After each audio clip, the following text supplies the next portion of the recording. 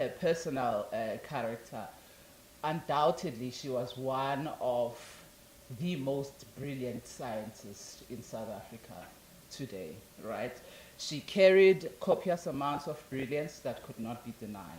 Her fierce leadership was there for everyone to see, and her purpose was with conviction, no doubt. She was in academia for the longest time, and some of you would appreciate that in academia you say publish or perish.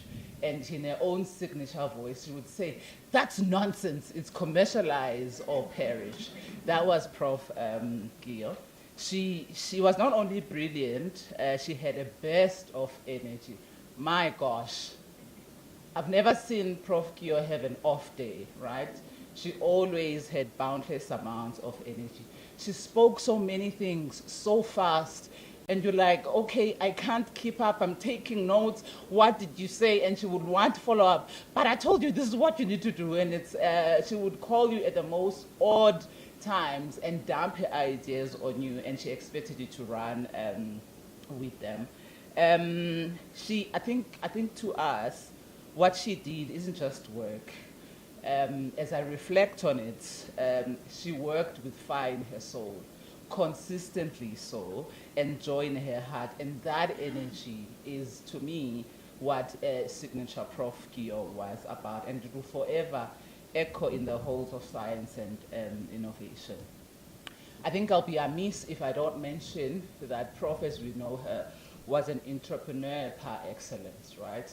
She had a rare set of skills that most of us who identify as scientists, I don't anymore, in that you have your base skills as science, but at the same time embrace to the level that she did entrepreneurship. Her spirit in terms of that could breathe life into any project, and she was driven, very driven, but not by recognition, but by the desire to create opportunities for young scientists, innovators, and future leaders. Her impact and legacy is one that we'll remember for a very long time. She was preparing to present her 5-year plan to the Oversight and Management Committee on 5 December, a plan that embodied her passion for impactful research, community engagement, and innovation-driven growth. Ours at FAF is really a profound loss. It's one to us, to the scientific community, and to South Africa in general. I was engaging with some of my colleagues on LinkedIn and social media, expressing the devastating loss of Prof. And most of them really agreed with me that Prof Keo really was a Prof for country, and there was no denying that. As I close and as we try to grapple with the loss of Professor Motaung, I couldn't pen anything down, but I thought maybe these few lines from a poem that I wrote would capture how we feel and our mental framework with this loss. And I've titled it The Duality of Life. This poem reflects the loss, the resilience that we hope to share, and the enduring call to purpose left by Prof Keo. It says, I've walked through moments that lift the soul, and now through one that bends it low, preparing to say goodbye to a light that burned so fiercely, so bold. Such is life, woven in harmony and strain, resilience rising from rivers of pain. Prof Keo would whisper, honor the ache, but let it fuel the work that must undertake still, that we must undertake. Her voice still echoes in the halls of thought. Do not stop, continue where I fought. For the torch she carried was never hers alone. It now rests in hands that her seeds have grown. So we mourn, yes, but more than that, we rise we build, we bridge the gap. For in her passing, a truth rings clear. Her purpose lives on in all who hold her dear. Rest in peace, Professor Keo Motaung. Thank you very much.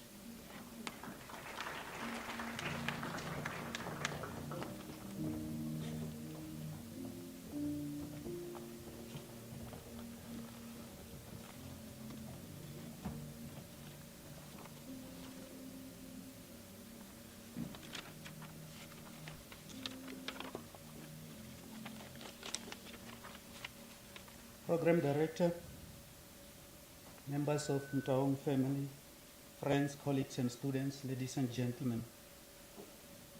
We gather here today to honor a remarkable scholar, innovator, a mentor, and an African woman of extraordinary courage and brilliance. That is Professor Keo Motaung. I stand here on behalf of her last home, her last days, her last month, her last hour, her last minute, her last second. I also stand here in my personal capacity as the Deputy Vice Chancellor for Research, Innovation and Internationalization, under whose all the chairs, research and innovation chairs, report.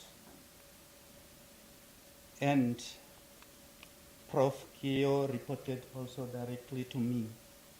So the last 3 months, we were together, and I want to reflect on the last 3 months. And when I look at that banner, it summarizes the last 3 months of Prof Keo. So if you want to know about the last 3 months, that banner will tell you about the visionary, the banner that is speaking about the chair. As we reflect on her life, I am reminded of the words spoken by the then Deputy President Cyril Ramaphosa at the renaming of our institution in 2017. He reminded us that renaming an institution after Nelson Mandela is a statement of intent, a statement of values, a commitment of justice, equality, and African scholarship. Prof Keo embodied that mandate.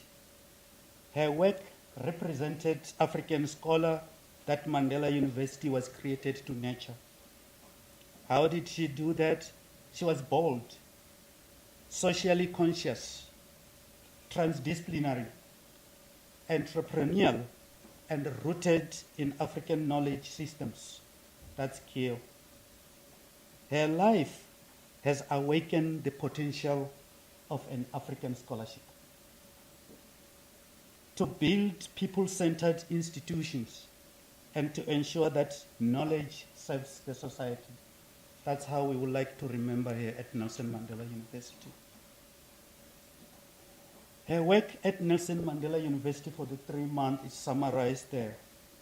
Although her time with us was heartbreakingly short, her impact was deep, strategic, and transformative. Already in 3 months with us, she drove academic innovation.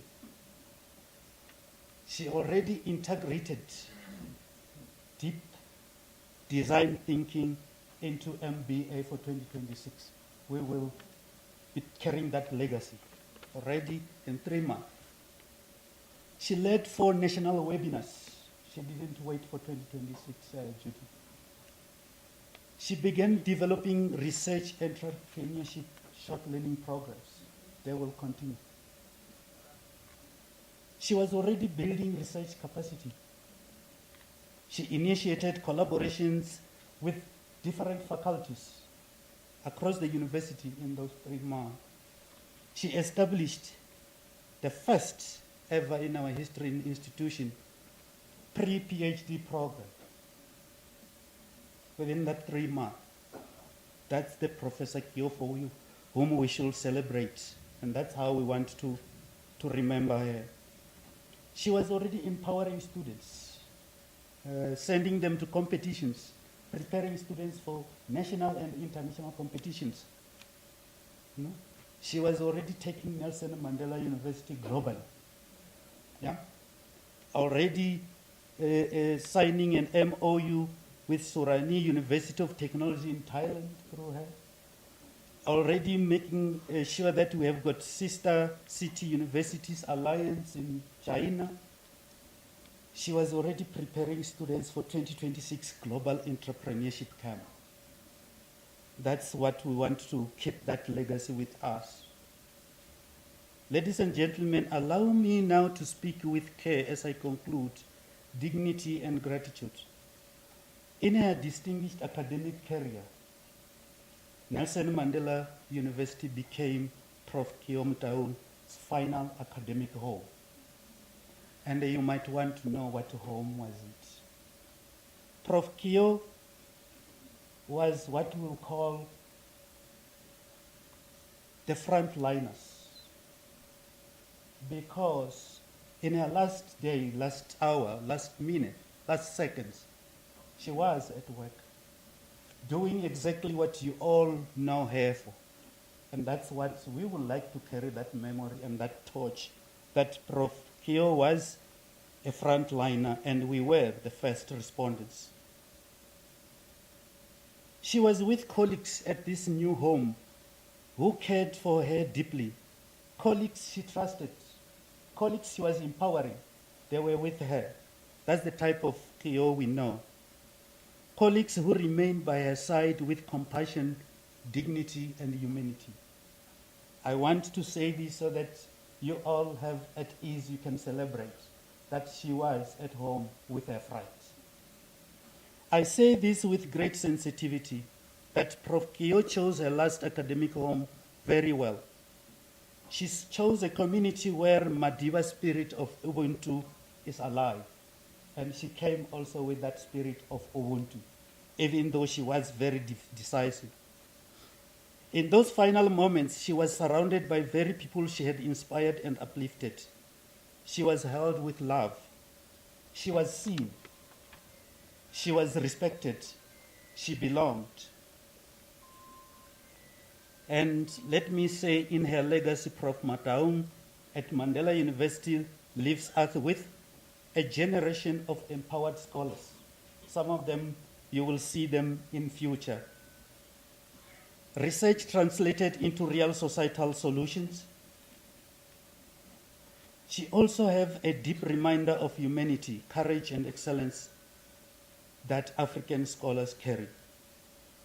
It is here that I now revoke Madiba's words. What counts in life is not the mere fact that we have lived. It is what difference we have made in the lives of others that will determine the significance of life we lead. That was Prof Motaung. And it is befitting that her last home was at a university named after Madiba, carrying out Madiba's legacy. And that's how we want to remember her. Thank you very much.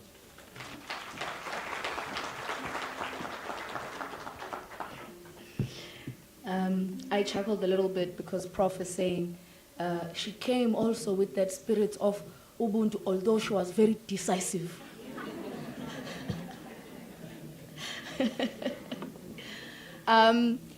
Next up, we're going to have Professor Ntebogang Mogalaga from the Tshwane University of Technology, where I also met Prof. You can start making your way, Prof Mogalaga. And then while she's coming up, if you could please come closer as well, Professor Mahobota Sebastian. I'm pretty sure that I'm butchering that name, but we'll fix it.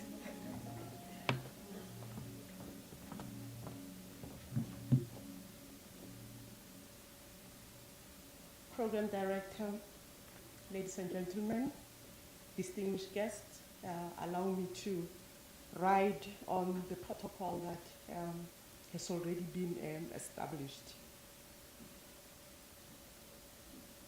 I'm here speaking on behalf of the Vice Chancellor and Principal, Professor Tiniko Maluleka. When he asked me to speak on behalf of TUT management, I was very honored.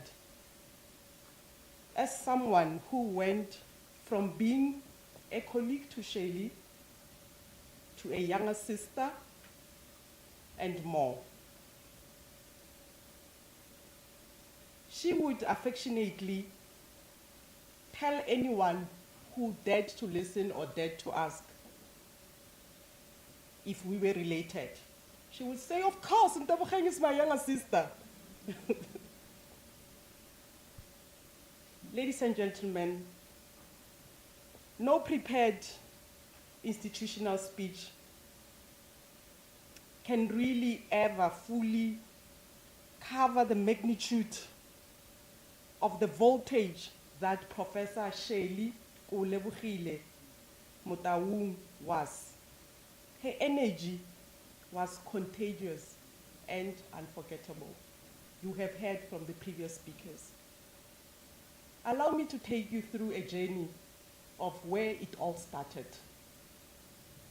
Shirley, as I would call her, many people know her as Keo, but those who met her around the 90s and earlier would know she's Shirley. Shirley arrived at the then Technikon Pretoria. So for those of you who do not know, pre-2004, there was a very great Technikon that produced legends, Technikon Pretoria, where we studied with Shirley. Abotuli came later.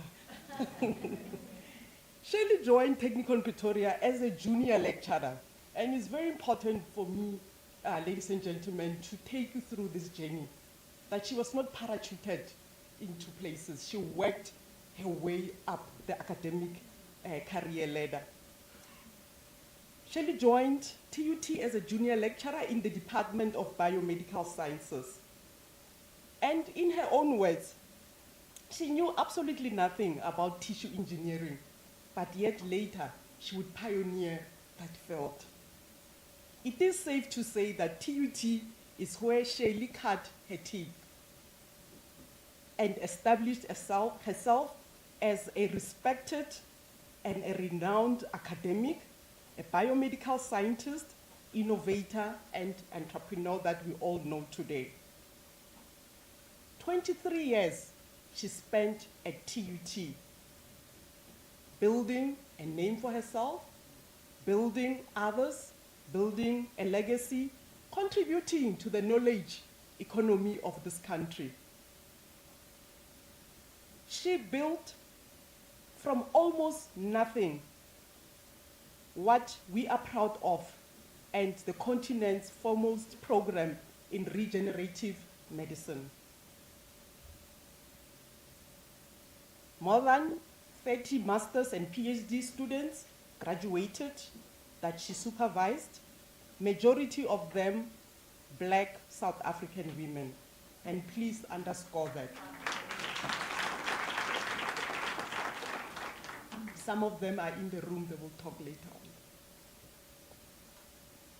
Those Black South African women, today, they carry her intellectual DNA. During her time at TUT, Shirley was not just an academic, she was a trailblazer. Those who know her, in all fronts, in fashion, she was slaying. So hence why, colleagues, I'm honoring her. In academia, she was slaying. She was a trailblazer, a woman of many firsts. She was the first assistant dean for research and postgraduate studies in the Faculty of Science. She was the first Black full professor in biomedical sciences.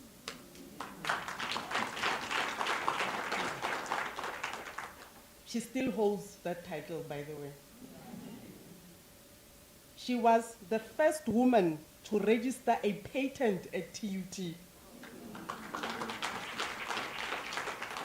which has led to the establishment of the first TUT spin-off company that we all know as Global Health Biotech.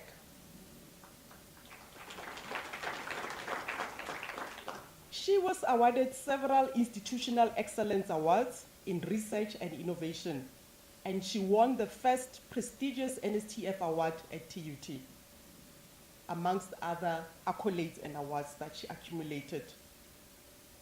But being the first woman in many firsts at TUT, Shirley overcame many barriers, many challenges. But what I respect about her, she still lifted others while as she rose. She advocated for women. She spoke for women. She rallied women together. She celebrated women. She collaborated with women. She championed the first Faculty of Science Women in Science Forum. Then in true Shirley style is go big or go home. She expanded this Women in Science Forum to other HDIs and UOTs in South Africa and became the founding member of the South Africa Howard University Women in STEM program. These are just some of the many achievements that Shirley, successes that she had at TUT. To her students, she was more than just a lecturer and a supervisor. I think the program director alluded to that earlier. She was a mother. She was a friend. You can ask Dr. Mapula Razwinani, her co-founder of the Global Health Biotech, and many more others which are here in the room, and I've seen them. And thank you for honoring Shirley. To her colleagues, she was the one who supported, who mentored, encouraged, collaborated, and never competed. She had lots of confidence in herself. She never felt a need to compete with anybody. On a personal note, I can attest to Shirley's sisterhood that went beyond being a colleague. I can name many, many examples, but this one will stay with me forever. My house, we had a home invasion. My house was burgled. A day before the due date for submitting the promotion portfolio for promotion to full professor, I was distraught. I was shattered. Shirley drove to my house and she said, "Hey, Mutwami Ntebogang, full professorship does not come every day. Dust yourself off, girl. Where are your articles?" "I don't know, my laptop is stolen." "They are somewhere in the internet. You are NRF rated, right?" I said, "Yes." She said, "They are there. Go find them and go submit that portfolio for promotion," and the rest is history. I will forever be grateful for her love and care that went beyond being a colleague. To the family, to Matabo and Tsokofatso, Shirley to you was a mom, but to us, we knew her as that woman who would sign a multi-million rand grant in the morning, twist her dreadlocks in the afternoon, and still have time and energy to dance to Brenda Fassie's Vulindlela. She taught us that excellence and kindness are not in competition. The rigor and joy can live in the same body. That a girl from a village and a township, because she grew up in two, if you didn't know, she grew up in a village and she also grew up in Soweto. That a girl from a village and a township does not have to shrink to fit the academy. Wow. The academy must expand until it deserves her. Today at TUT, our flags fly at half-mast, but Shirley would not want that. She would tell us to hoist them up high, because broken bones heal stronger at the fracture site, and broken institutions can do the same. If we refuse to accept the break as final. On behalf of TUT management, and in the presence of her spirit and her family, I make these solemn commitments. In the Faculty of Science, where it all started, Professor Keo Motaung's legacy will forever live on. We will forever carry her name, not as a plaque gathering dust, but as a living, breathing space where the next Professor Keo Motaung will stand on her shoulders and reach even greater heights. The Keo Motaung Postgraduate Scholarship will be launched in 2026.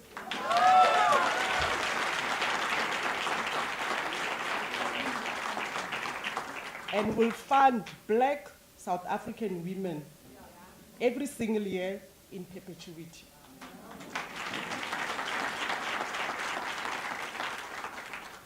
Shirley lives in every one of us who heard her say, "I have a dream." And finally believed that the future is not something that we wait for. She never waited for anybody. It is something we built with our own stubbornness, but brilliant hands. To my friend, my sister, Professor Keo Motaung, re a leboga. Thank you for refusing to be ordinary. Thank you for making us women braver, bolder, but also kinder, and far more excellent than we ever thought we could be. May your beautiful soul rest in peace and your legacy live forevermore. Thank you.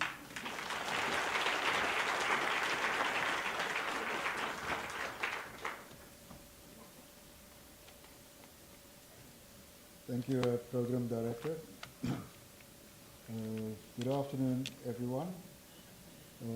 Allow me just to pass my condolences to the family and friends of Prof Keo. May God give you strength and comfort during this difficult time. It really came as a shock when I heard of the passing of Prof Keo, because this is a young life which was taken away far too soon. I am the director of research, orthopedic research at WITS. So we call ourselves WORK. WORK stands for WITS Orthopedic Research Committee. We in 2015 established a relationship with Prof Keo, and this was a very good collaborative relationship. We started working on cartilage regeneration, especially cartilage regeneration around the knee.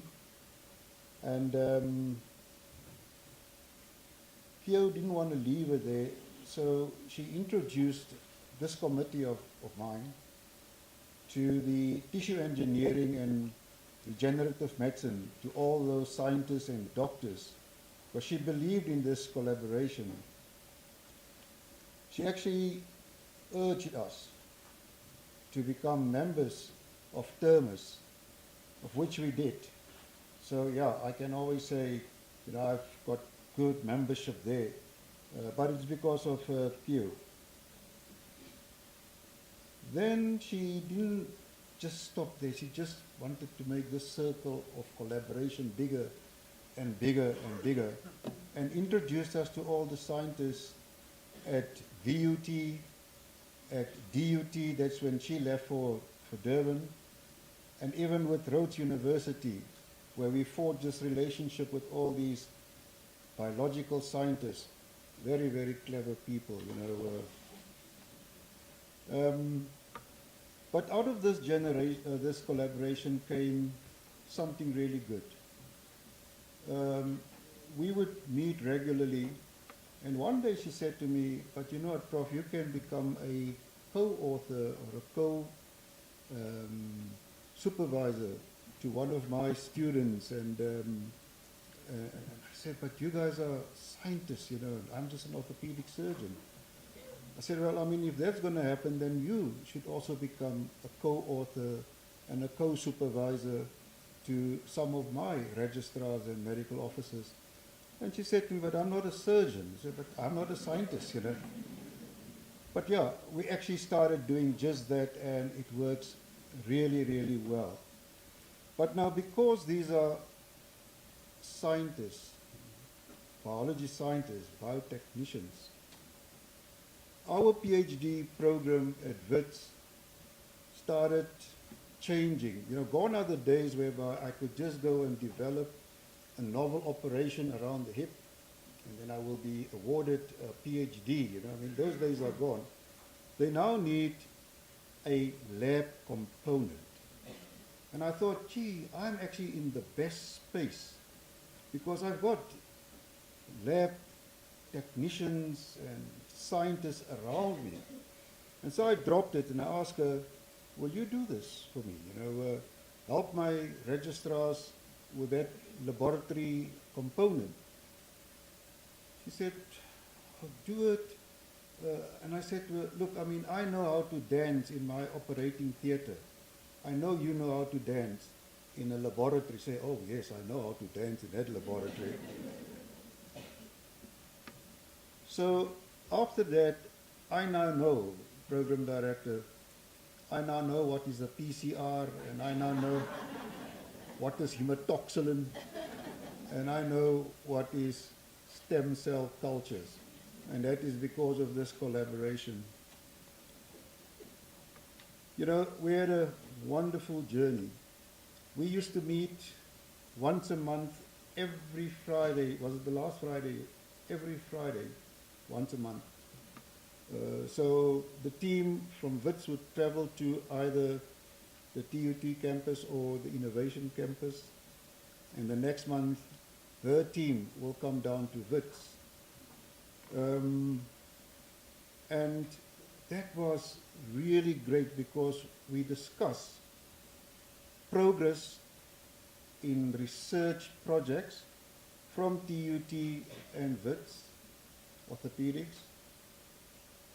And out of this, we established, and that was before COVID, we actually established a robust journal club. And I must say, if Keo was chairing, because the one Friday she'll chair, the other Friday I will chair.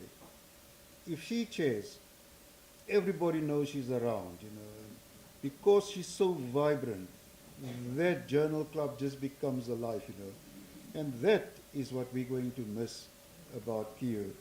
So as I end off, you know, with the passing of Prof,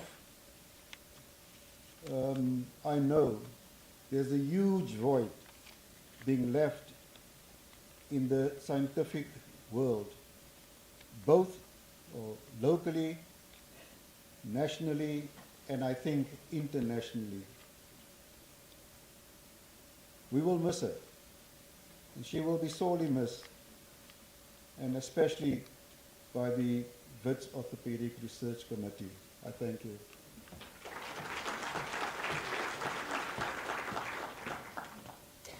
Prof. Sebastian, I'm so happy as a basic scientist that we've brought you over from being a clinician. You do know that we gossip about clinicians, right? I'm going to now call Dr. Thandi Mgwebi from the National Research Foundation, as well as Ms. Ntokozo Msiza from OST, South Africa.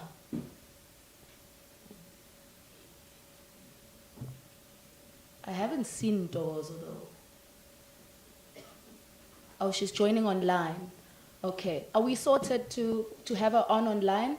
Are we sorted to have her on online? We're not. Okay. While we sort that out, I think what I will do is call straight after Dr. Thandi. Can I have Dr. Melusi Twala from ASAF? Can you come closer, Dr. Melusi? Thanks.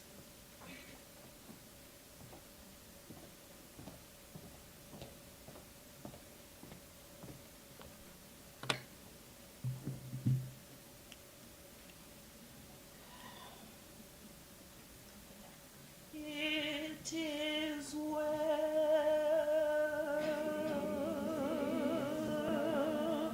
with my soul.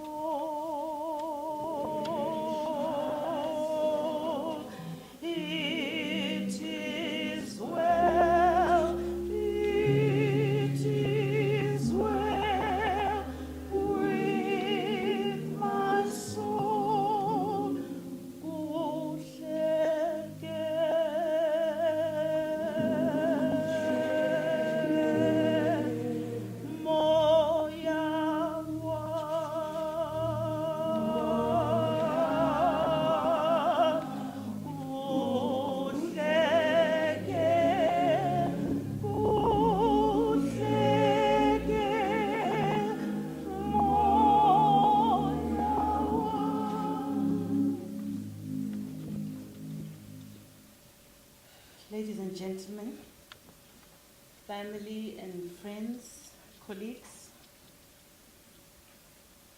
It is with such heavy hearts, but with profound gratitude, to honor a woman whose light was impossible to ignore, a trailblazer, a brilliant scientist, a fearless entrepreneur, a mentor,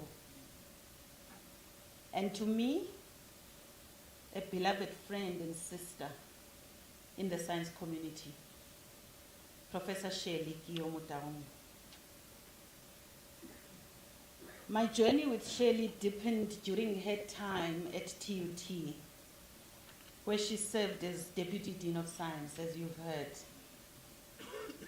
It was a season of immense professional achievement for her. She was breaking ground. She was publishing. She was innovating. She was commercializing. She was inspiring staff and students. I joined TUT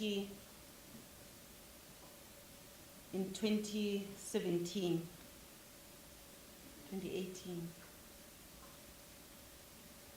As DVC. She was the first person to invite me to her lab, full of students, vibrant students. She was the first person to help me coordinate my research strategy and putting my vision as DVC into action. The research community was not ready for some of her proposed changes. She was advocating for changes in the proposal template for PhDs, saying this is too academic. We want them to be innovators. We had fun supporting and promoting research at TUT. I recall she heard me talking about my daughter, who was in grade 4 at the time, and she wanted to do an experiment, growing plants, extracting chlorophyll, etc. And she said, come on Saturday, I'm going to teach you. And the rest was history. And after she got an award for that project, she said, Auntie Shirley, I did this for you. I actually don't want science.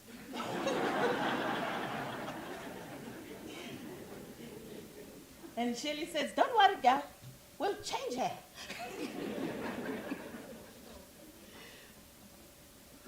But it was also a season of personal and professional hardship for Shirley. And I'm going to say this. Those of us who were close to her know the strength and dignity with which she carried both the triumphs and the trials. I remember during that time of trial for Shirley, her lawyer or friend published a book that was called The Steep Royal Road to Science, documenting Shirley's difficulties. But it was in that season that our bond grew. In my position of power as DVC, I supported her where I could. But the truth is, Shirley gave back tenfold. She taught me courage. She taught me resilience. She taught me that excellence does not negotiate. We spoke almost daily. She became part of my life, part of my thinking, part of the circle of women whose brilliance and conviction give you strength by just being present. And I want to read a text that she sent me after she heard of my news, my new news. She first says, I have the feeling that you got it. I think she was trying to find out if it's true. And I said, I did. And then she says, you got it. We are going to make a mark in the Eastern Cape. I am going to drink champagne for that. And then she spins it around and she says, we want you after 2 years. And I said, no, Shelley, we can work together. She came all the way when I was in the Eastern Cape in Gqeberha, from here, for my housewarming event, because she was Shelley. Loyal, generous, consistent, rooted in relationships. Shelley was a game changer. A woman who walked boldly into spaces that were not designed for her and left them transformed. A pioneering South African scientist who refused to be limited, who refused to be boxed in, who believed that knowledge must move, must create solutions, must build economies. She was not only an academic, she was an entrepreneur of note. She understood that science must live beyond the lab, that innovation must serve humanity, and that African scientists have the power to build industries, not just write papers only. It is no coincidence that Shelley became the first black woman chair of entrepreneurship and financial inclusion at NNU, a partnership with FAF.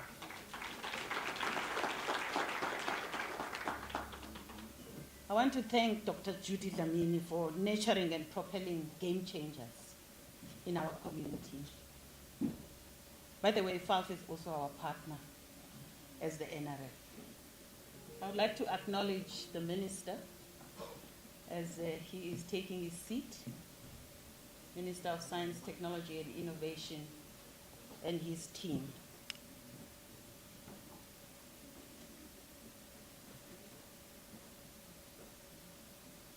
In the NRF and across our national system,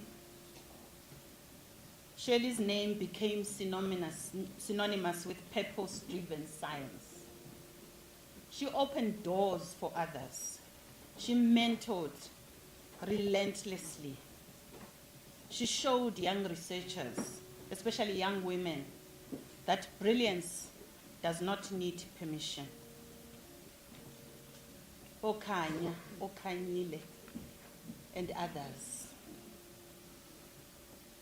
But beyond all of this, beyond the accolades, the patents, the projects, and her extraordinary career, Shelley was simply special, warm, fierce, unfiltered, wise. A friend who would call you out with love and build you up with fire. Her life was meaningful. Her work was impactful. Her legacy is unstoppable. Today, as we mourn, we also rise to honor her, because Shelley lived in a way that demands continuation. She left us a blueprint of courage, of excellence, and of service, and so we must carry it forward. To Shelley's family, thank you for sharing Shelley with us, and thank you for sharing Shelley with the world. She's left a mark. To my dear friend Shelley, thank you for the daily wisdom, the laughter, the honesty, the brilliance, the sisterhood. Thank you for walking your path with so much purpose and power. Rest well, Professor Motaung. You have run the race, and you ran it remarkably. Your light continues in all of us. Thank you.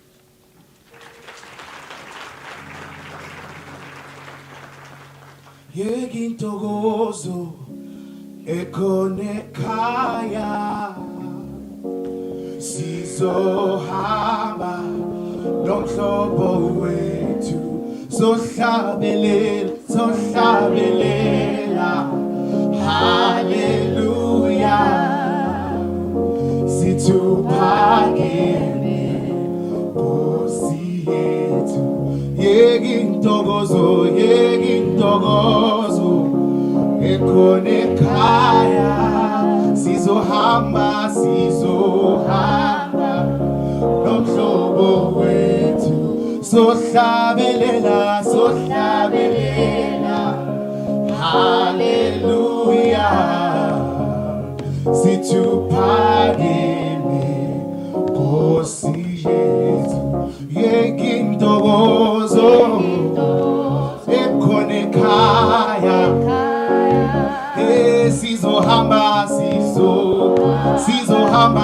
nomhlobo wethu sohlabelela hallelujah situphakeme akekho omunye ufana naye yeke intokozo ekhona ekhaya thina sizohamba nomhlobo wethu sohlabelela situphakeme Nkosi Jesu. Like my friend, I can hear you can sing, ne? But did you guys hear Sis Thandi?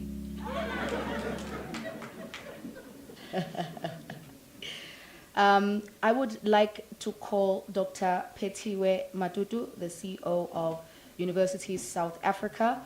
Straight after that, I don't know if I saw her walk out, Chetane Chasley, straight after Dr. Petiwe. Thank you.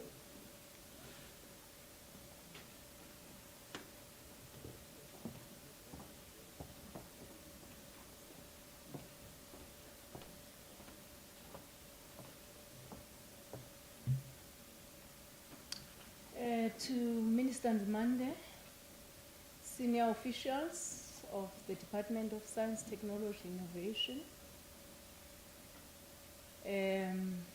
senior members of the Science National System of Innovation institutions, entities, senior members of our universities in South Africa, dignitaries today, distinguished guests, ladies and gentlemen, good afternoon. I met Professor Motaung in November 2022 at Durban University of Technology, where she was an acting Deputy Vice Chancellor for Research and Innovation. At this event, they had invited me to be a keynote, to present a keynote address in a dinner at an international conference titled Fraud and Corruption Risk Conference. My experience of her was this warm, jovial, reassuring character who was full of life. And at the time, we were concerned about fraud within, potential fraud within universities. We were concerned about the risk of that kind of fraud, particularly within the area of research infrastructure. At the time, although she was aware of USAF, and I was the recently appointed Chief Executive Officer for Universities South Africa. That's a representative body of all the 26 public universities in South Africa. So already by then, she had been working for Universities South Africa within a program which is called Entrepreneurship Development in Higher Education.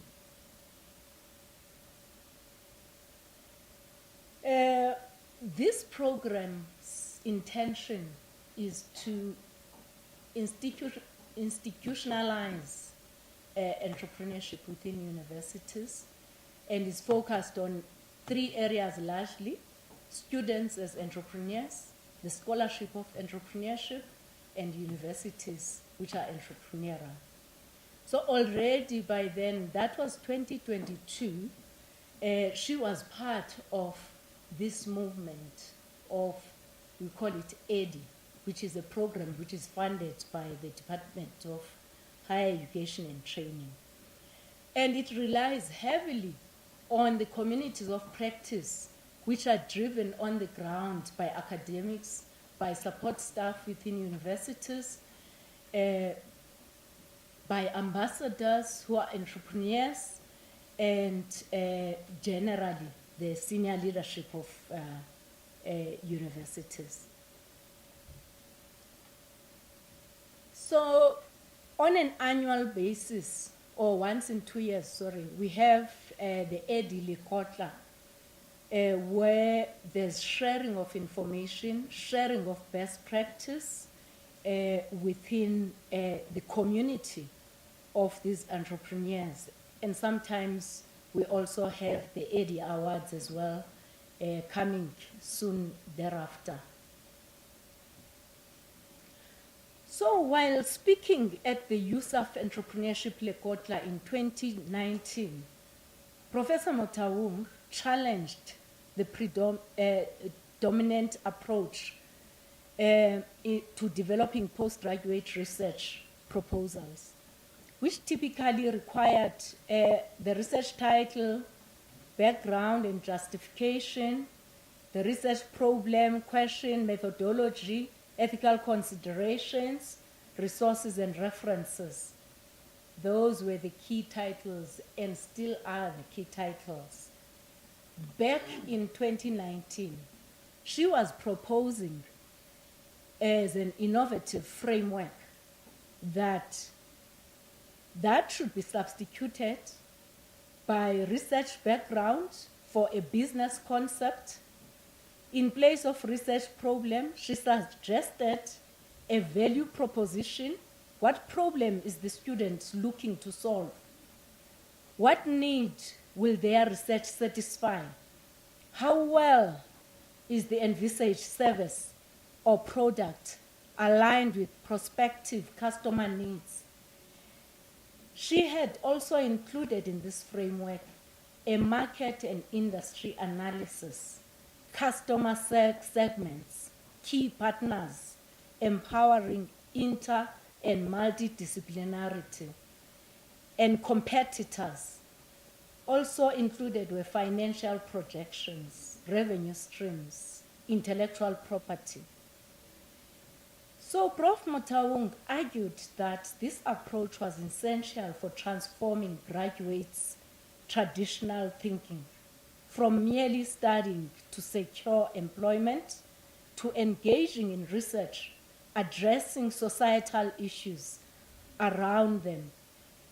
In the process, establishing businesses and becoming job creators. So at the time of her passing, we were looking forward to going to Nelson Mandela University, to launching the FALF, First Rand Empowerment Foundation, Nelson Mandela Research Train, Entrepreneurship and Financial Inclusion. For those of us who were involved much earlier on in this process, we visited Dr. Judy Dlamini, the Chancellor of Wits University, together with the Director of EDI, Dr. Gumbo, who is with us at USAF. And in that visit,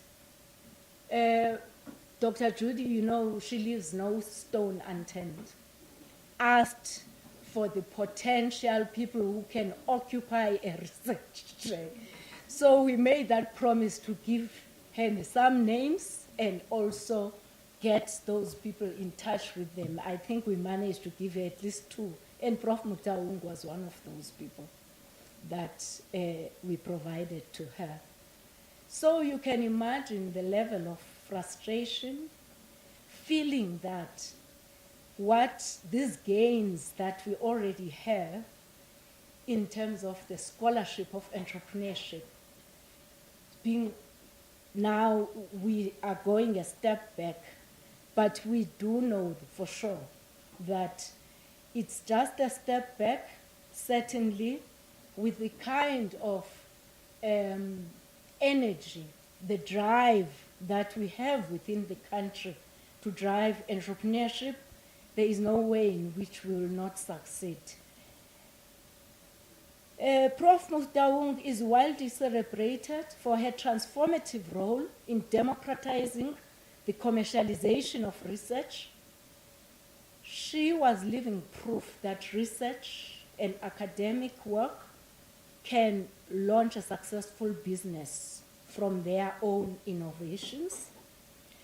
Although she has departed too soon, we take comfort in the wisdom she imparted to her many mentees and to the many academics and student entrepreneurs she touched through speaking at annual Edilikotla. She did so also in 2025. And she was so proud of it because when we met at the five-year celebration, she said, "Do you know how full my session was in that Edilikotla?" And apparently it was one of the well-attended one with a lot of substance, as you can imagine, which comes from her many years of experience of trying to turn around a system which takes much longer to turn around. So as University of South Africa, Prof Motaung will be remembered as a great visionary, a trailblazer, a giant intellectual.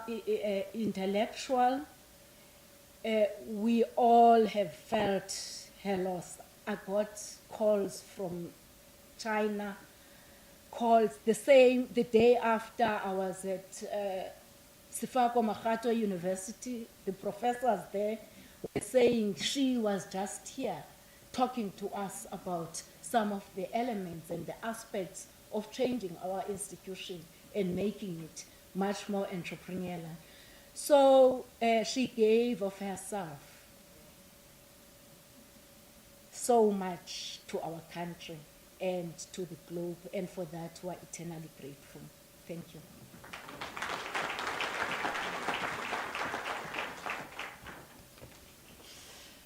To turn around a system that is difficult to turn around, says Dr. Matutu. And I want to highlight that because there's something about being an outlier that makes it such that in the academic space, there are challenges that you must face. In the commercial space, there are things you must face. And nobody understands the middle. And if you are the middle, sometimes you will be misunderstood. Very misunderstood. Prof. Shelley was misunderstood exceedingly. And I'm hoping that today, as we go on, we will begin to understand why she was the maverick she was, why she was the sharpshooter she was. She didn't have time to sugarcoat it, guys, I'm sorry. Jetani, are you here? Yes, thank you.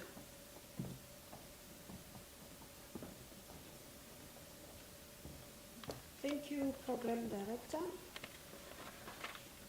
Good afternoon. I greet you all in the name of our Lord Jesus Christ, acknowledging the presence of our Minister of Science, Technology and Innovation and his team, senior managers, all academia, family members, ladies and gentlemen. I'm standing here on behalf of Jetali Chasley, the National Intellectual Property Management Office. My name is Naomi Apane. I serve as the Secretariat of the National Intellectual Management Office Advisory Board, where Professor Keo Motaung was the chairperson. Professor Motaung was appointed as the chairperson of the advisory board by our minister in August 2023. That's where I started my engagement with her. We are gathered here today to honor and celebrate the life of Prof Motaung, our colleague and someone whose presence changed every space she entered. Prof Motaung was far more than the chairperson of the advisory board of NIPMO. She was also the heart of many of our conversations about innovation and the future of science in South Africa.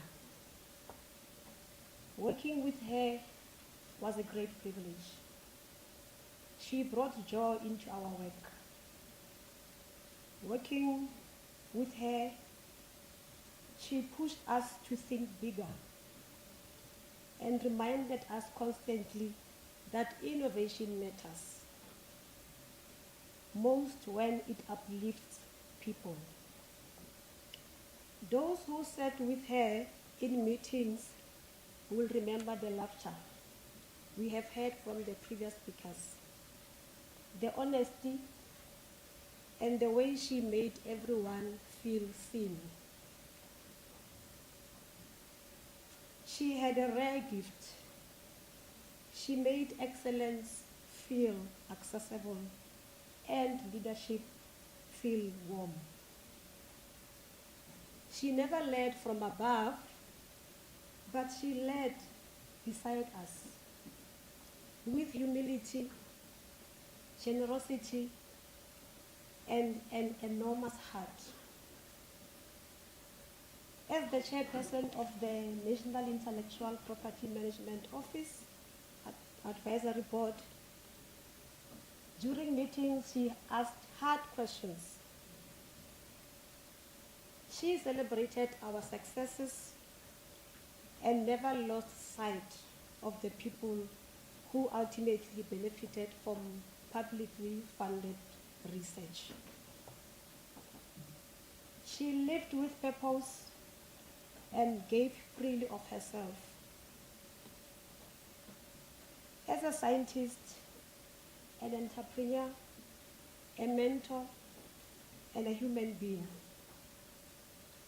we are better for having walked a short part of his journey with her.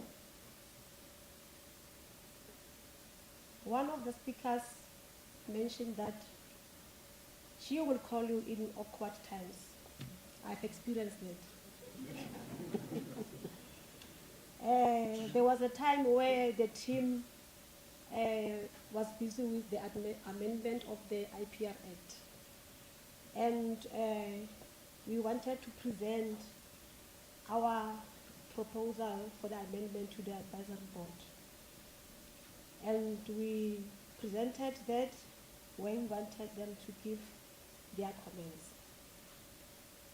I wrote an email to the members to say, can they comment on what we proposed by this due date? When I was at home, 5 o'clock in the evening, she called me. Naomi, did the members give you the comments? And I said, no. She said, you know what, I'm going to call them one by one. I need those comments as in yesterday. So that was the kind of a person she was. We will miss her wisdom, her energy, her kindness, but we will carry her legacy with us in how we think, how we lead, and how we serve. On behalf of the National Intellectual Property Management, we extend our deepest condolences to her family, friends, colleagues, and all who loved her. May her memory be a blessing, and may her light continue to light in all of us. May her soul continue to rest in peace. Thank you.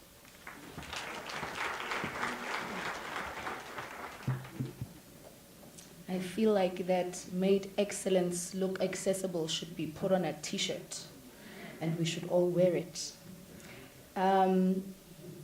Ngezulu kuthiwa ingane mayenza iphutha iyatshelwa bese iyalungisa.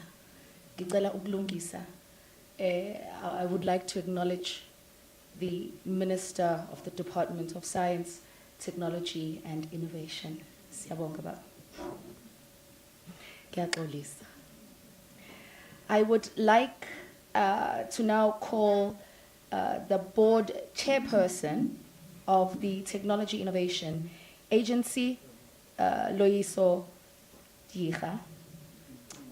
And I would like to also call straight after him the co-chair of the G20 Empower Alliance, Ms. Florence Msundwa. 3 minutes, eh?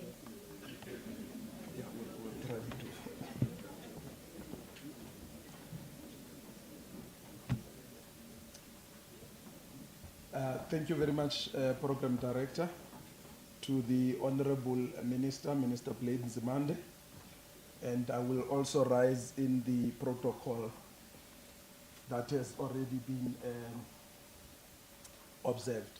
Colleagues, I stand before you on behalf of TIA, which is the Technology Innovation Agency, and with me here are board members who served in the last term with Prof Keo. In the new term, which only started in November, I was the only board member that continued from the previous board. And for us, this was really shaking in that a day before we had the news, we had our first board meeting with Prof Keo. She was there fully present, being the Prof Keo that we know, and those who know her, I don't have to explain what that means. And participating fully in that board meeting. I met Prof Keo in 2024. That's just over a year ago, when we were both appointed to the board of TIA. We were appointed together at the same time. There was the only two of us who were appointed at that time. And before I could even find out who was who, Prof Keo was able to find my number and call me. And I would recall in that meeting, when we were just talking, we knew we have to help each other. Thing is that one of the statements that she made was, "Stick with me. You see, the thing that we are going to do at TIA, I've already done it." That was, and at that point I'm thinking, and then it was a bit of a shocker in the initial conversations, and others have also mentioned, you get those calls 7 o'clock in the morning, others things, and if you don't answer, she will call you until you answer, so you will answer. But fast forward after that, in December I was appointed the chair of the board of TIA. And again, Prof Keo was one of the first people to call to say, "Chair, now that you are chair, remember what I told you the first time. Stick with me. I've done this thing before." And indeed, and as we've heard here today, Prof Keo was somebody who was able to achieve all the things that we would want to achieve with TIA. But for me, I was just informing the minister now, in the true sense of the word comrade, and I'm not meaning it in a communist or political way, but the true meaning of the word comrade.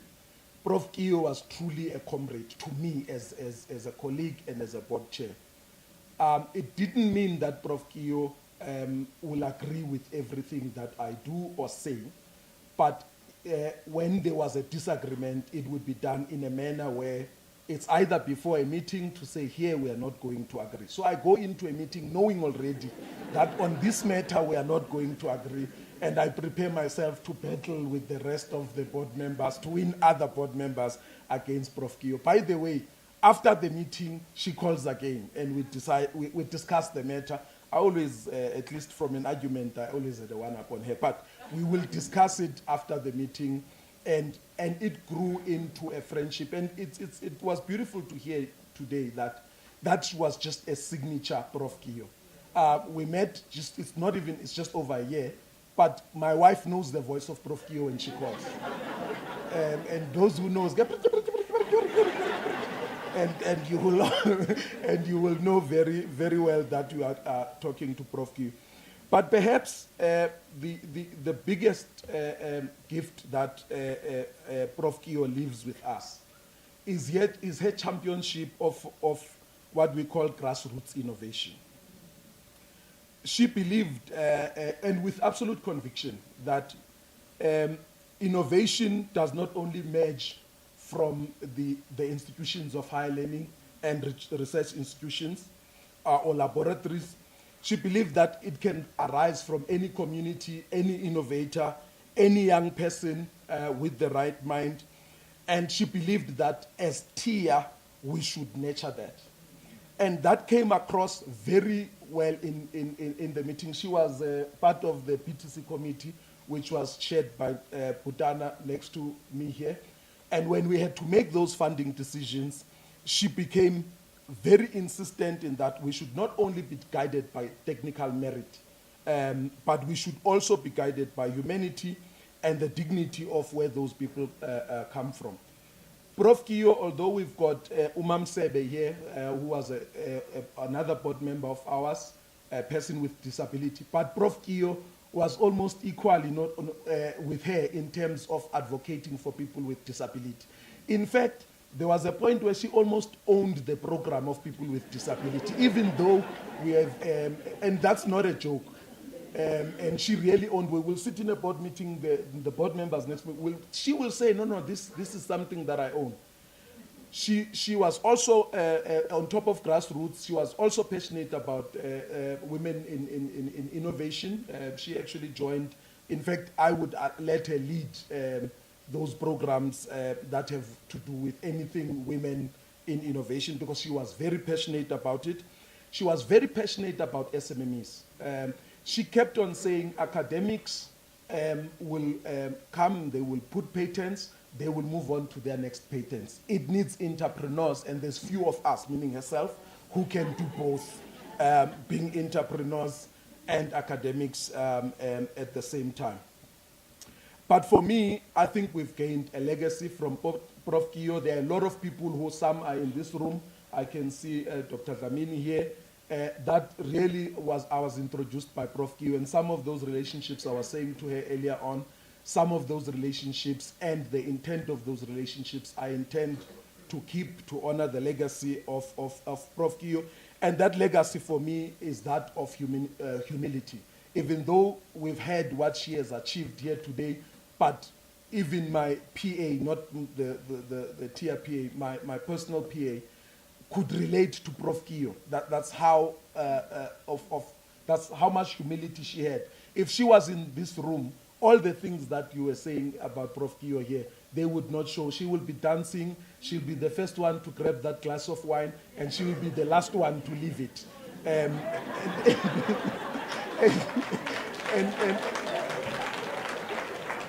And that's signature to what we've done. Just about a few months ago with these board members, we had our final day as a final board meeting. Obviously, she did come back here as well, but we had a final board meeting.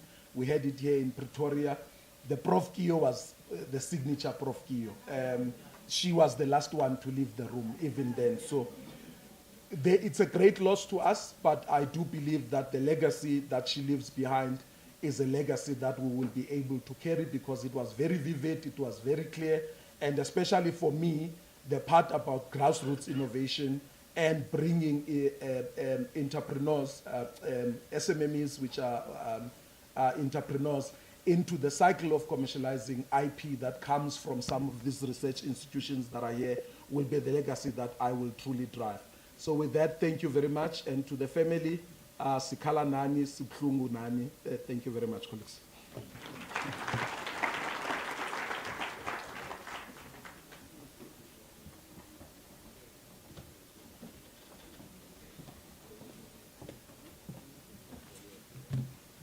Good afternoon. Let me first greet the Minister. Good afternoon, and his team.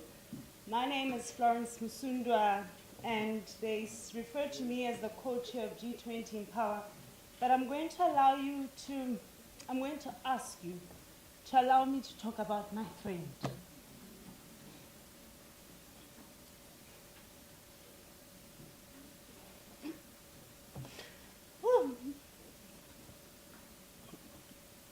I'm not alone from G20 Power in the room. We have our chairman in Atlanta, we have Snowy Masakale, and I think Louis is here as well. Today is a hard day. Last week, 9:30 a.m., I was on my usual call with my prof, about our last event, which is tomorrow as G20 Power Lines.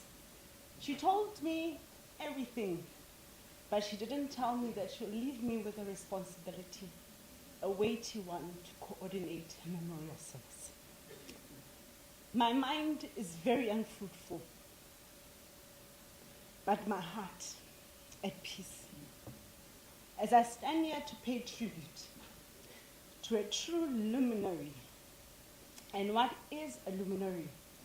A luminary is a person who leads by light, someone whose brilliance ignites the brilliance of others, someone whose presence illuminates every space they enter.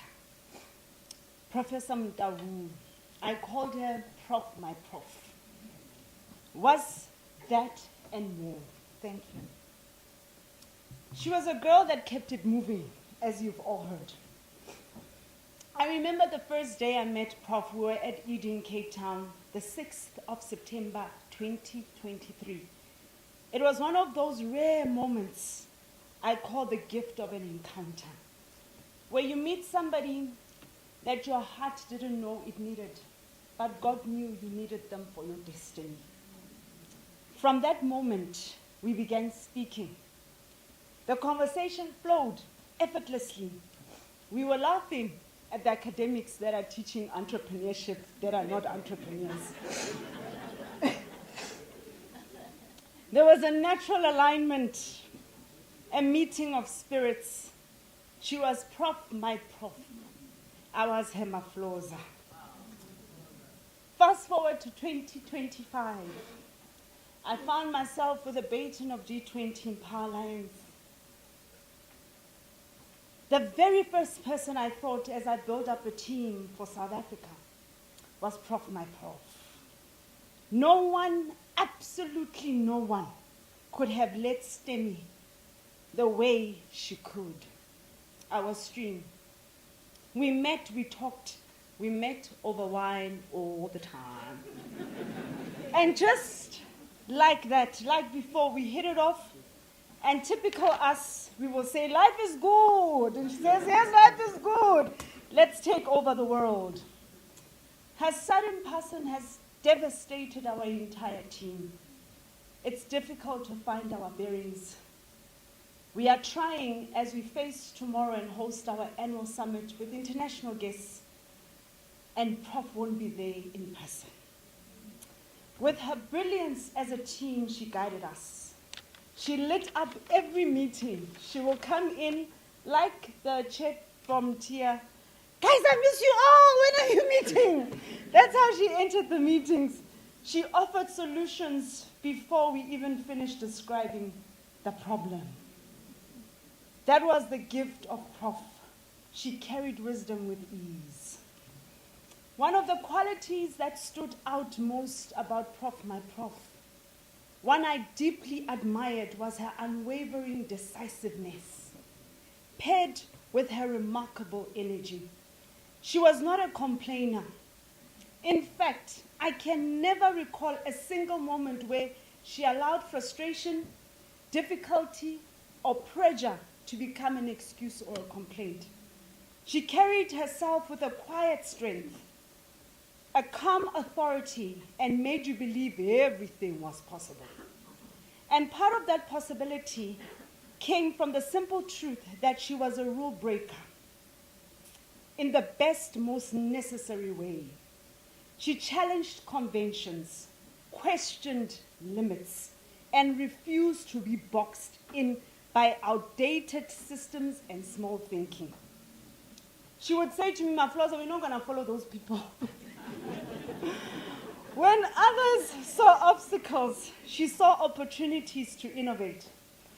When faced with a challenge, she didn't linger in hesitation. She decided, she acted, she moved forward with conviction. her ability to stay steady, solution-driven, boldly unconventional, and absolutely resolute, even in the most demanding moments, is a legacy as a team we will carry. As we prepared for the final event taking place tomorrow, I kept her and I, like I said, we talked every other time, saying to her, Prof, my Prof, I want you to shine. And she is going to shine. Everyone who needed to hear her, I invited people abroad and in South Africa to come and hear about Prof's newly appointed Innovation of Chair, the program that they're going to run, and also about global tech. They will be in that room and they will hear about Prof from South Africa to the world. We will honor her with our own tribute at the conference. On the 3rd of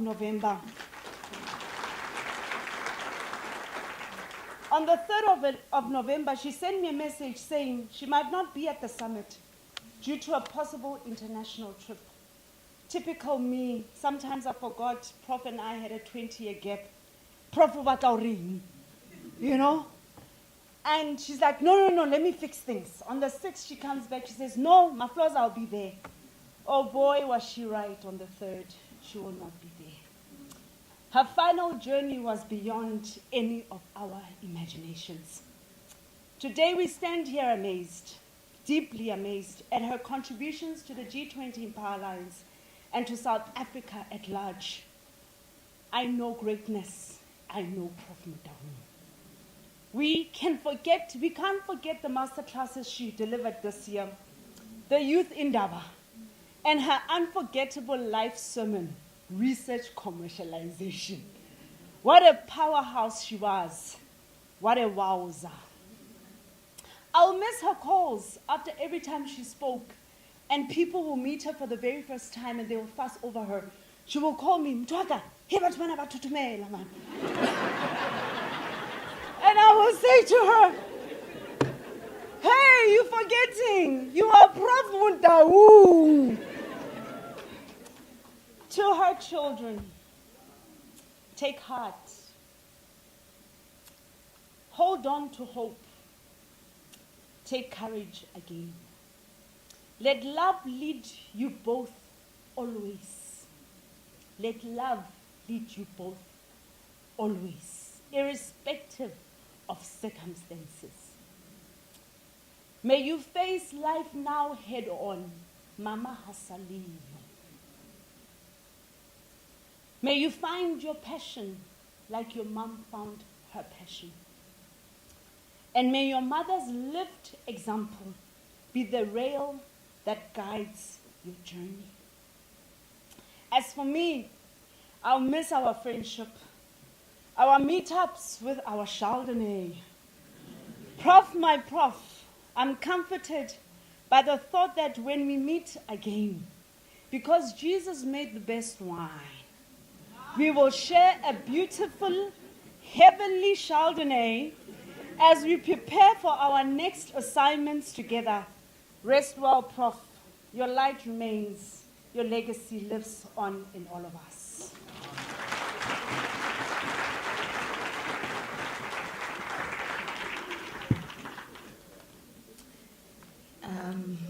I feel like we need a song. I feel like we need a song. I'm so happy that all of you said yes.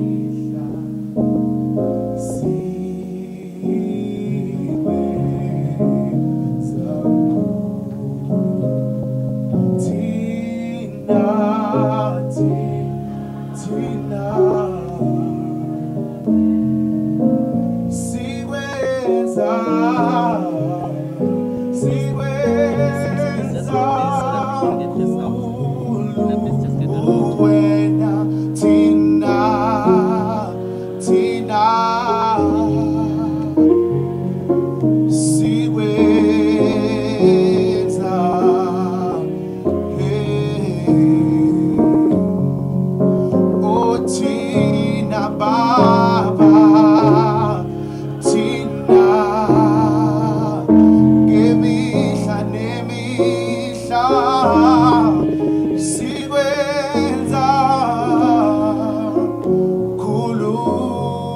baba tina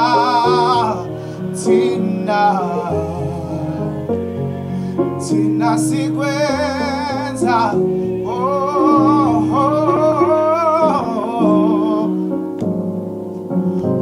tina baba tina siphakamisa ubukhulu bakho noma kumnyama baba thina siphakamisa amandla akho hey, hey. Oh thina baba thina baba sikhala kuwe somandla sikwenza mkhulu wena thina baba thina ngemihla sikwenza mkhulu wena oh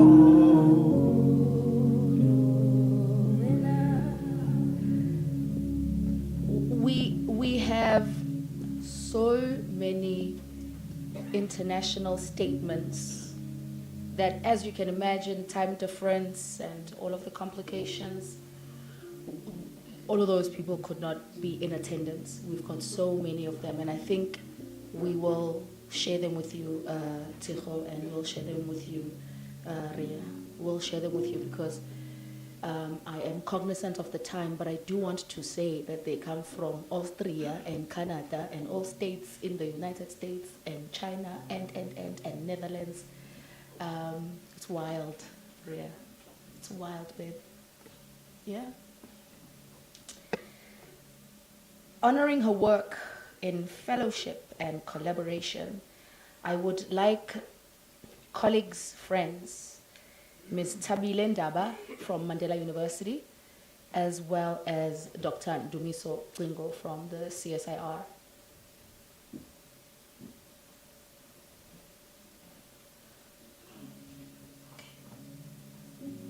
I'm suspecting Tabile is in the PE, I suspect. She's here? So she is here. So because you are here, Dr. Klingo, I think you can go ahead. Okay. Thank you, Program Director, the Motaung family, Minister Nzimande,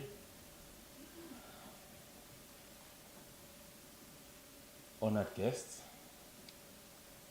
and CEOs and chairpersons of entities present here today.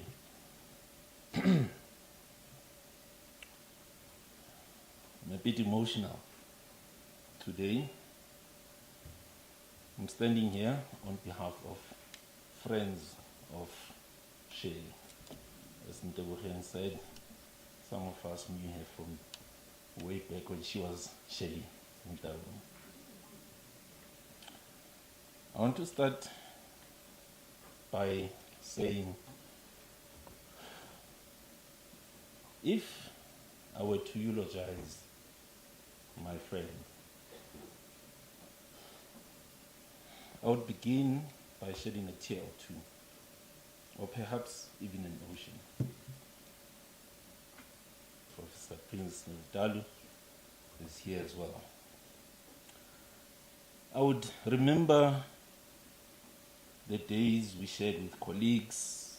I just mentioned Teboge Mokgalaka, Professor Comfort Nkambule, I saw him earlier on, Dr. Rita Rasileka, and a whole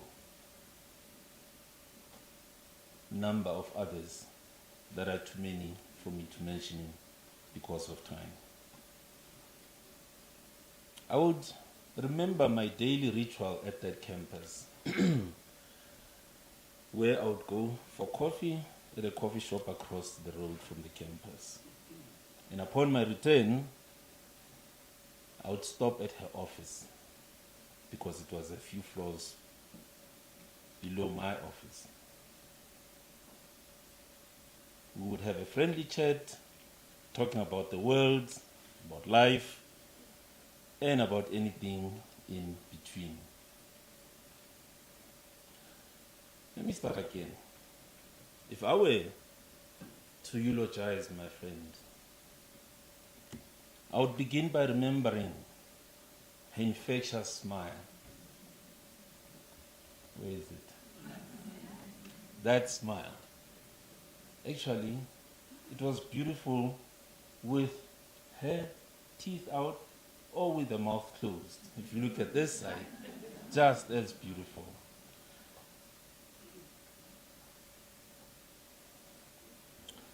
She smiled from deep down in her heart. You could sense the warmth whenever she spoke. It was a smile that would light up a room when she entered. I think someone said here that when she entered the room, she didn't just enter. She took over the spirit in that room. You could sense it when she walked in. I'm going to say something that my friends from Tarental, there we go, they remember. So, Shirley would come on a Friday, karaoke night, the last Friday of the month at Tarental. And she would stride to the microphone, as only Shirley could do,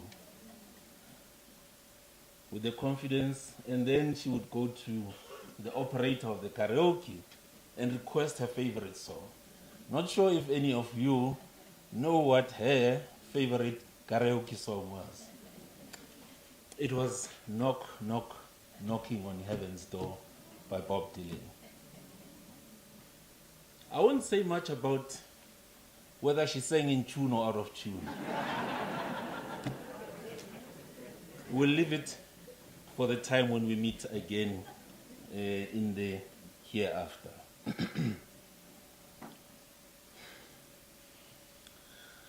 I would remember my friend for her academic journey. The time when she took up the prestigious Fulbright scholarship, which took her to the United States of America at the University of California, Davis, where she continued her work with Professor Reddy. I'm sure she'd be proud that I still remember her supervisor then, Professor Reddy, a world-leading figure in tissue regeneration. She often spoke with admiration of Professor Reddy, whom she regarded as a global leader in the field. I would remember, this is a special one, the time, and some of you who remember that period will know what I'm talking about. There was a time just before COVID when she seemed to scoop up every award that there was in the National System of Innovation and even beyond. Every time it would be Shirley Motaung, ke o lebogile Motaung. So, I once joked with her. I said, "Hey, Shirley, a ko tlogelle bana ba bang something yana le bona." And she said, in that voice of hers, "Hey, Limisho, ke nako ya ka eh. Ya bona le ya bona ya le bona ya bona ya tla. They must just work hard like me." I would remember her moment at the NSTF Awards when she went up on the stage. Where is Dr. Munna? There is at the back.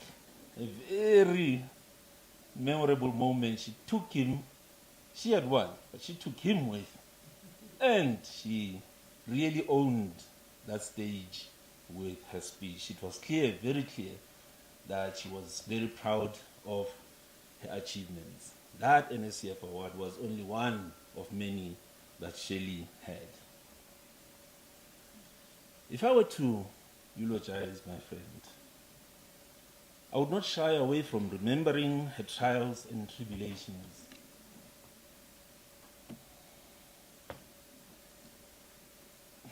Yeah, Dr. Mkwebi, you touched on that. It was touching to see her go through that period. But what was admirable was the courage that she showed during that period. And she triumphed. And she triumphed. I would remember also our work together at Bio-Africa in Durban when we were organizing sessions on science diplomacy with the Science Diplomacy Capital for Africa. She gave us, who are in the initiative, so freely and generously of her time, even when we had very little time that we had had. Program Director, I am going to the end. If I were to eulogize my friend, I would acknowledge the powerful words spoken by those before me today who have beautifully honored her academic and business accomplishments. I stand here on behalf of the friends, as I said, the Tarrantau crowd, the Closed Book Society, and our wider circle of friends. Farewell, our dear friend and sister. Our gatherings will never be the same. As news of her passing spread, and as we called each other in shock and awe and sorrow, one friend said something that pierced us deeply. Science Forum South Africa will never be the same. Forgive me, ladies and gentlemen, I'm still imagining eulogizing my friend, for it still does not feel real. Keo, Shelley, Motaung cannot not be a tour de force in our national system of innovation. Finally, if I were to eulogize my friend, that is what I would say. But today, we're not here to mourn alone. We're here to celebrate a life brilliantly, passionately, and purposefully lived. Once again, farewell, our friend, till we meet again. In the words of Michael Jackson, gone too soon, like a perfect flower that is just beyond your reach. Gone too soon. Born to amuse, to inspire, to delight. Here one day, gone one night. Like a sunset, dying with the rising of the moon, gone too soon. To the family, I'd like to say on behalf of all your mother's friends, be consoled in the comfort that she is in a better place. Thank you for graciously sharing her with us. May God bless her beautiful soul to rest in peace. Thank you very much.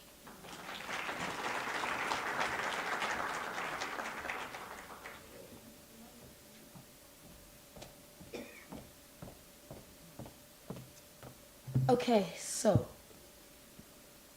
I think without bias, maybe a little bit, this next session is probably going to be my favorite.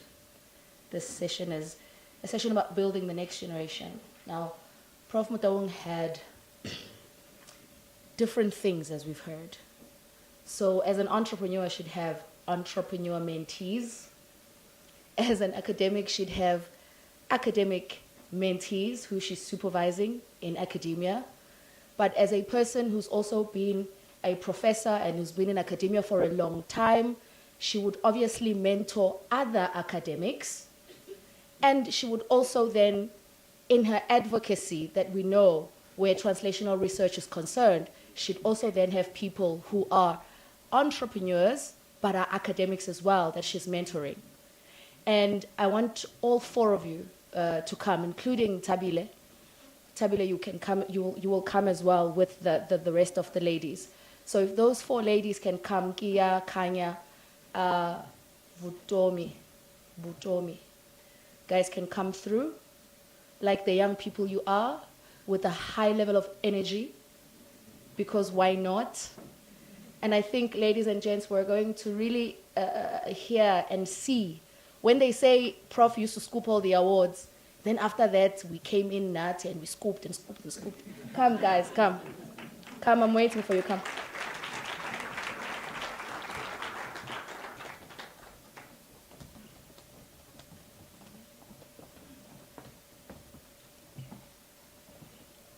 Good afternoon, everyone. Honorable Minister. Yeah, I wish we would have been meeting here on different terms, but we are here to honor a beautiful life, a pioneer. You know, there's one of my favorite books is A Purpose-Driven Life, and Prof lived a purpose-driven life. I met her at TUT on my 4th year. And then, you know, the first time when she walked into the room, she was bubbling with energy, the Acadia campus. And as a student, I wasn't with her from 1st year to 3rd year, so you're curious, who's this person, what's she about? And she came to teach us a module that was also so very new, because I wanted to venture into a different field. And she carried it, she lived it.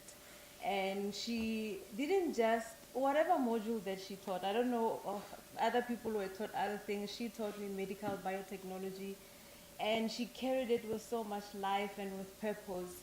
And she taught us intentionality, she taught us purpose, she taught us the love of what we do. So in everything that we did it with love, with passion, and with purpose. She was a name reader. During our graduation. Name readers would just read your name. No, not Prof Keo. She read with excitement, and then she would come and whisper, "I'm proud of you. Congratulations." And as you walk across the stage, you feel proud. She was like our mom. You feel proud, you feel honored, you feel like, wow, I belong here, I can do this. She was always there for us. She was a phone call away, a text away, and I'm one of the people who she mentored into entrepreneurship. And she birthed those ideas during our BTech classes. At the time, it seemed so foreign. What is technology transfer? What is IP? Like, it's things that people didn't even want to talk about. We didn't trust universities at the time, because we thought if you innovate, it belongs to your university, and then, like, forget about you. But she taught how to work together with universities, to trust them, that universities are here to help us, to collaborate with them. Today, as an entrepreneur, I walk boldly, and some of the other people that are here and others maybe online, we work boldly in those collaborations with universities, because we know Prof taught us how to sit on those tables, how to have those discussions, how to not be afraid to innovate.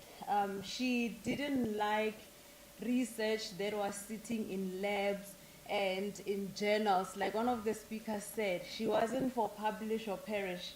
She said commercialize or perish. And every time you touch a project, you, yeah.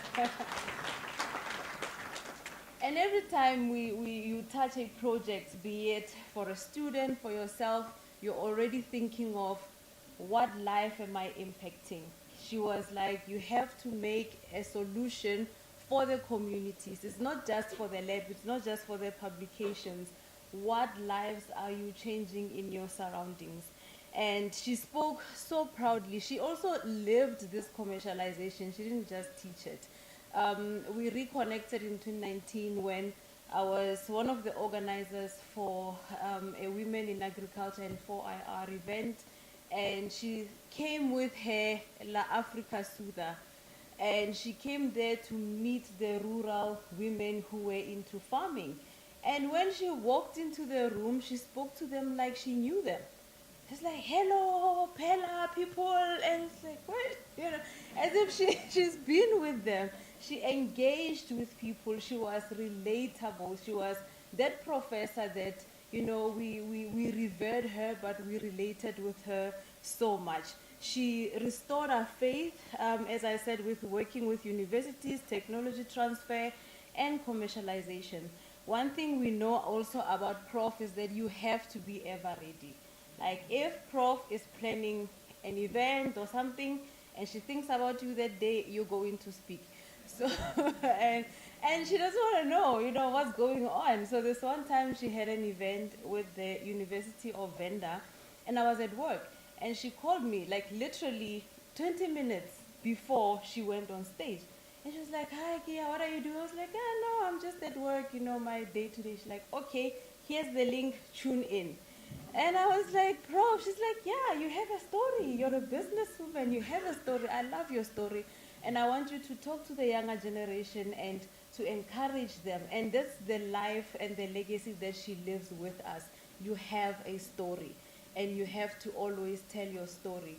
Your story has to inspire, it has to build, it has to shape the lives.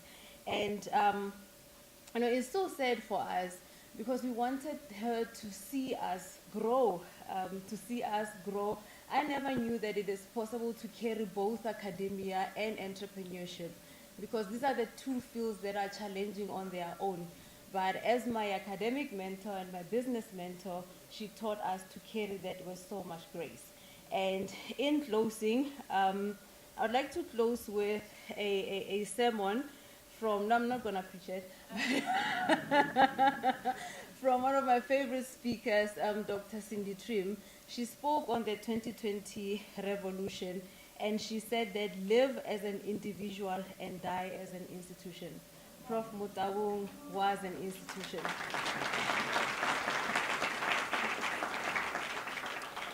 She leaves behind not just memories, but a movement.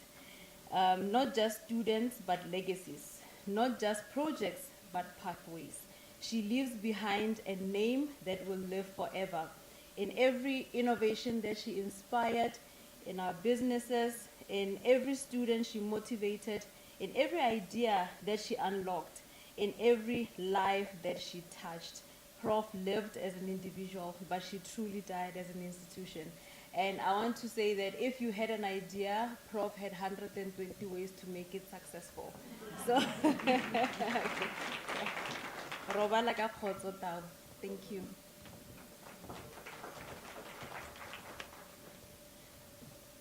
Sanbonani, Ninjani. Afternoon, everyone, and the Honorable Minister, all protocols observed.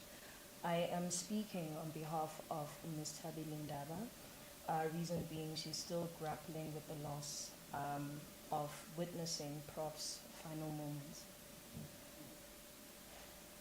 It is with greatest honor and yet the deepest pain to stand here today and speak about Prof Keo. Losing her has been a trauma that has stopped time in its tracks. She was not merely a colleague, she was a mentor, a mother, and a dearest friend. And I remember her meeting her in 2020 at DUT, just as I was starting my early career journey in business advisory. She believed in me and trusted me with big projects to put the university on the global stage. Then she looked at me and asked one simple question. If I ask you to come with me, would you do it? And that was Prof Keo. She saw potential, she offered a hand, and she changed a life in a single sentence. And the rest truly is history. Prof Keo was, simply put, the best thing that has ever happened to our team. She was highly effective, brilliant, and possessed a visionary commitment to empowerment. She didn't just support our ideas, she built the platform for them. She was the one that made the impossible tangible, leading us to secure international projects with partners that we never had imagined, like Huawei, as well as the GISU. Crucially, she involved us from the very beginning by sharing every step, every challenge, and every success. She fostered a sense of ownership and commitment in all of us. Her commitment to transparency and trust defined our team culture. She always made it a point to return after every presentation to update us, ensuring that we were included, respected, and valued.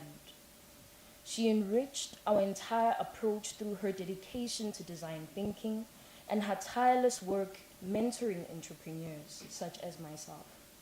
She fought unseen battles for us, clearing the complex institutional and societal path so that we could succeed. Our dedication now to fulfilling the work of our chair is not just work, it is our commitment to honoring her legacy. But to focus only on her professional achievements would miss the true core of the woman that we loved. Prof Keo was more than a boss. She was like a mother and a true friend. She had this remarkable ability to know exactly when one needed a call. "Are you okay?" she'd ask. She checked on us just to ensure that we were okay, not just with the business, but also in our personal lives. We shared special, joyful moments, the trips to the salon, the quiet dinners together, and everyday catch-ups that we will cherish forever. We hold on to the memory of Wednesday, one of our last moments. She was her usual bubbly, happy, and very content self. And she was getting ready for our 10 a.m. presentation. Even as a cough started, Tabi was concerned. And she joked and said, "Tabi, go back to your office before you catch my flu." Just hours later, everything stopped. The reality of those final tragic moments, finding her, the ambulance, and then the silence, is difficult to confront. In that moment, time stood still, and our hearts broke.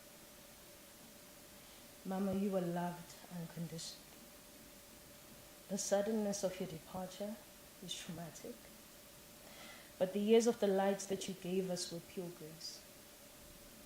Though it is difficult to confront the reality of you not being here with us, Prof Keo, your spirit and your strength will continue to inspire us in all that we do. We will carry your belief forward. Thank you for everything. Thank you for the belief. Thank you for the love. We miss you. Thank you.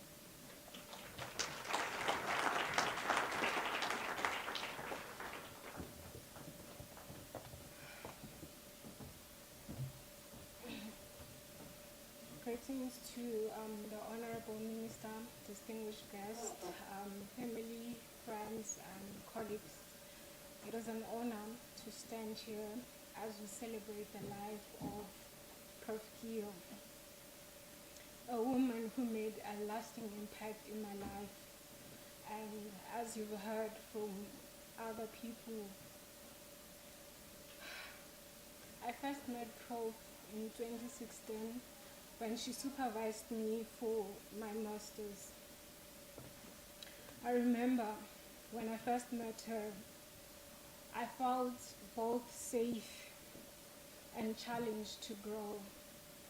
And Prof, in her supervision to us, she supervised us with kindness, and yet she expected excellency in us. I remember there was a time I sent an email without a signature. Immediately, 5 seconds after I've sent the email, my phone was ringing. and I knew I was in trouble. And I believe the balance of her kindness and her strictness really made us who we are today. I don't think if it wasn't because of Prof, I would be standing here in front of you talking today. I think Dr. Mapula can attest to that.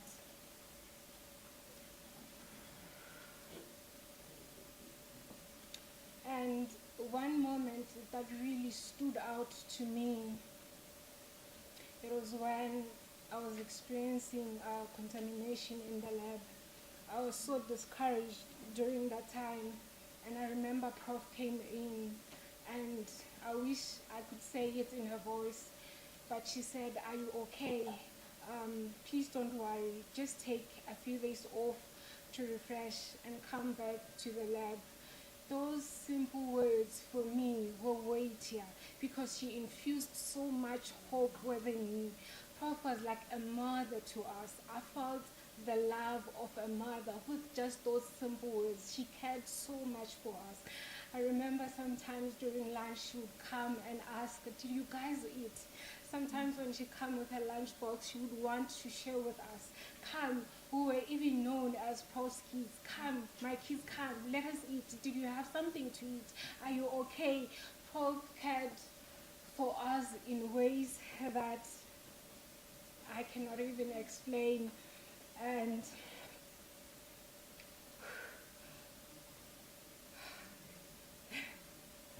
yeah. Oh, she was indeed a mother to us. She was indeed a mother to us, and what we've experienced with her, I think for me the best way to describe it is the book of Proverbs that describe a place where in wisdom is kept, a place where wisdom is nurtured, a place where wisdom is shared, shaping those who reside or dwell in it. Prof shaped our lives in ways that we cannot even explain. There are so many things and moments that I can share about Prof, but allow me to borrow the words of John when he reminds us that if everything were to be written about Jesus, the world will not have enough space to contain everything. And the same way goes to what Prof did to all of us. If I were to share everything, it wouldn't be enough for me to express it in just this one speech. And with that, we'll be forever grateful. And I think the biggest question, or what is left for us as her students, and not only as her students, but as people, is to ask ourselves, how can we influence the world around us with the wisdom that Prof poured to us, because she poured herself into us. Thank you.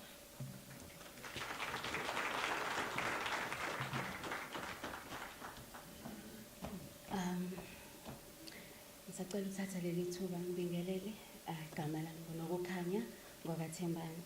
Honorable Minister, distinguished guests, colleagues, friends and family.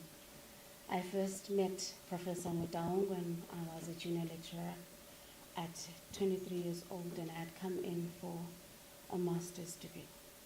I'm her past student. I had come in from Mangosuthu University of Technology. Today we gather to honor a woman whose presence could never be ignored. Professor Keo was demanding, exacting, and at times very difficult, but only because her excellence was the standard she held for herself and for all of us as her students. It was never personal. It was her conviction that anything short of excellence was unworthy of our calling as scientists and as her students. I recall a moment early in our start of our program for PhD and Masters where one of our colleagues had been denied NRF funding. Prof picked up the phone and called the funder directly, and she challenged the decision with boldness, and she said, "Is she not a woman? Is the work not innovative? How will she produce good science while she's hungry in my lab? I have never witnessed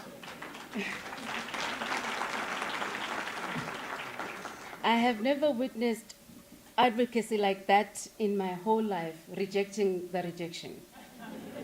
It was then that I realized that she was not only a scientist, but she was a force. Even drafting an email to her took 2 business days because she would correct every line. She would insist that you write like a scientist. And what she taught us went beyond molecular biology, chemical pathology, or tissue engineering. She taught us to carry ourselves with confidence, to loosen up, and to speak with dignitaries. In every meeting, she'd come and show us around, "Hi, these are my students." And we were too intimidated to look at these important people because we were just finished our honors and starting out our master's degrees. Her work on indigenous knowledge systems was very transformative. She brought dignity and academic credibility and scientific rigor in African ways of knowing. She demonstrated with evidence that African knowledge systems are not inferior, but they are rich and sophisticated and capable of inspiring new services and products to address public health concerns. And that was very important for us as young scientists. Through her work, she affirmed that African intellectual traditions can stand proudly and influence global innovation. Prof reminded us repeatedly that don't be a paper-producing academic. Translate your research into a business. She believed in scholarship that it must serve society and create value and solve real problems. Prof, we will do our best and we will honor your instructions. For many of us that are from the village like myself and townships, she brought hope. She proved that we belonged in laboratories, in boardrooms, in innovation spaces. What people celebrate today in my career is a seed that Prof planted and watered and cultivated, and I remain forever indebted for the investment that she made in my life. Many misunderstood her. She could be firm, she could be loud, and she could be very intimidating. But beneath that was an overflowing care. She could sit us down, and she could even apologize when she made a mistake. And she would say, "I'm your mother." She would shout our names across conference halls when we meet her in conference halls. She would check even after we had finished our relationship of supervision, how is Mangosuthu treating you? And she advocated for young women in science without fear or hesitation, even in rooms that we were not present in. And this year, during our last heart-to-heart, that took an hour, because you had to reserve an hour every time she called, she said, "Come here, I want to show you something." And then she took me to her award stand. And she showed me her research and innovation awards. And she said, "You must do better. I want you in the science Oscars." And that was her always pushing us forward and wanting us to surpass her and allowing us not to shrink. I saw Prof at her best, and I saw her at her vulnerability. As a young woman in academia, I witnessed how brutal this sector can be. I saw you rise through like a phoenix and returning stronger and hungrier and more determined.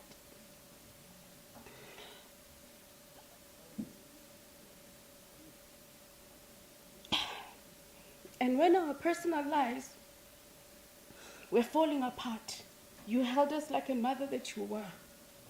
You urged us to have inka, resilience and tenacity in the face of life's battles. That strength carried many of us through seasons that we thought we would not survive. Your energy could not be contained. When you entered a room, you either liked her or you didn't. Even though our formal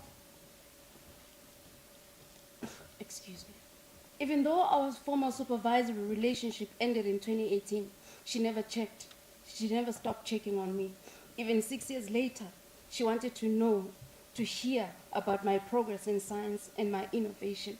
What you did for the field of medical technology can never be matched. You opened doors that have been closed and created pathways that will outlive all of us.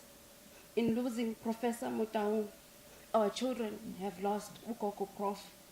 We have lost a scholar, a warrior, an innovator, but also a mother, a mentor, and a fierce protector of young women in science.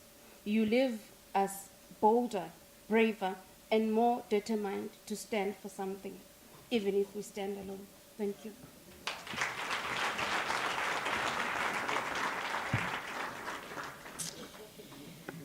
A tribute to Professor Keo Motaung. Professor Keo Motaung was a visionary scientist, a transformative academic leader, and a tireless advocate for women in STEM, whose impact stretched across continents, serving in many academic, administrative roles, and as founder and CEO of Global Health Biotech. She embodied the powerful intersection of scholarly excellence, entrepreneurial courage, and unwavering commitment to community advancement.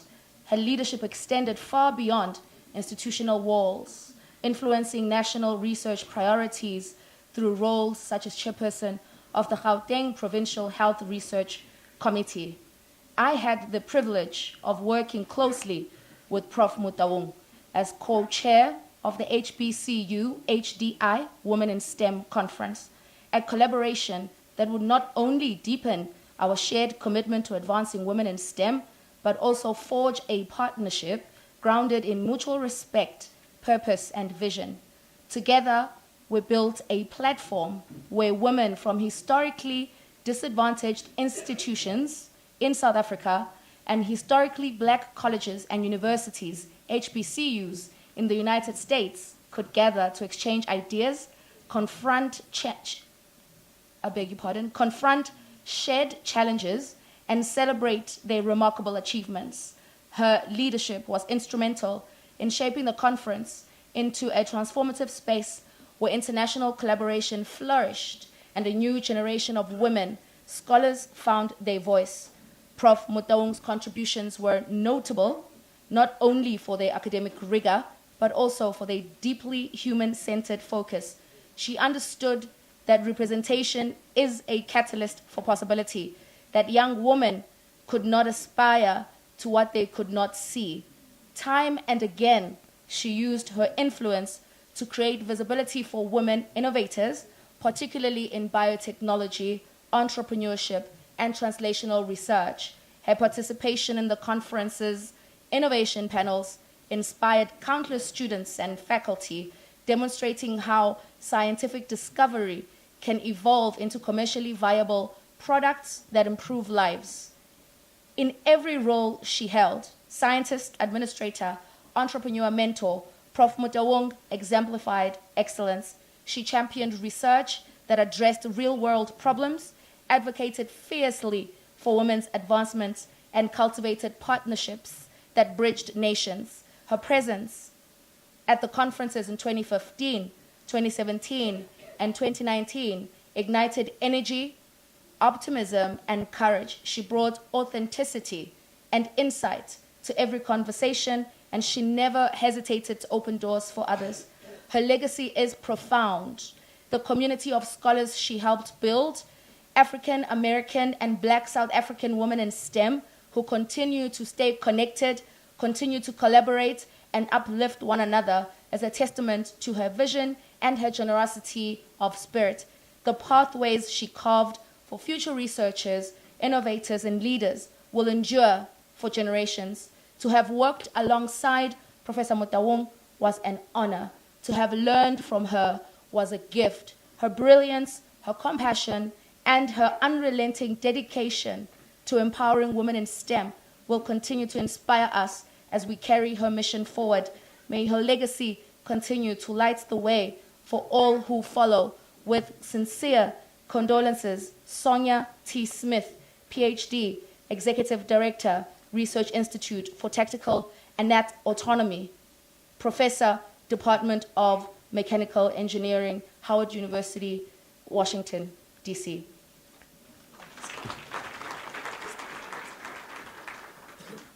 Just a little bit, just Just a little bit. Jehovah, ritepile wena kamatati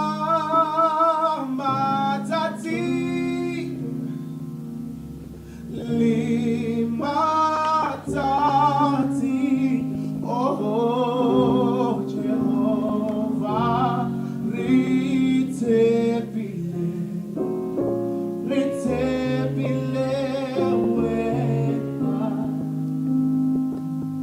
Thank you. We're going into part 4, a life that touched many, a legacy rooted in passion and purpose. And we are going to hear now from Dr. Mapula Razrinani, who is the co-founder of Global Health Biotech. She's with some of her colleagues from the company.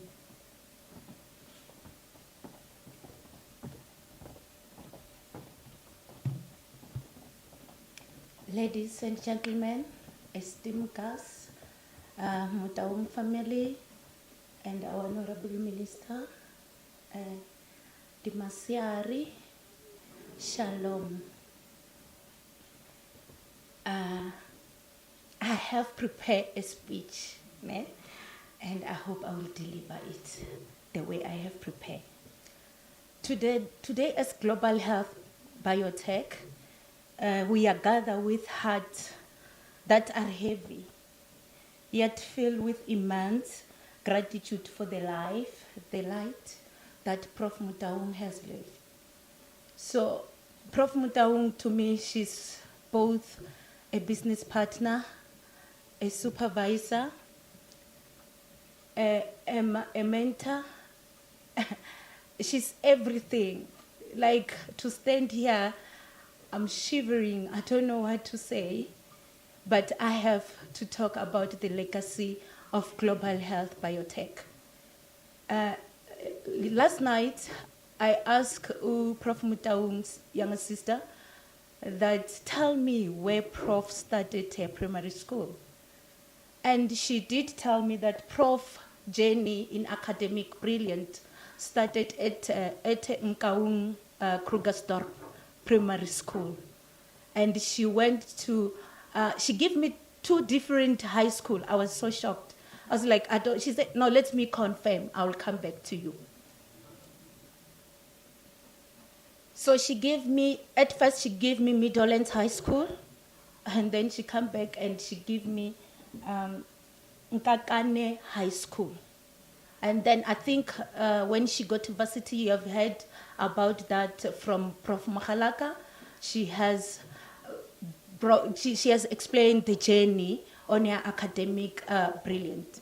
So when I met Prof Motaung, how global health come to be global health, I want to start from there. So when I met Prof Motaung, I was going to do my master's. I was coming from University of Venda.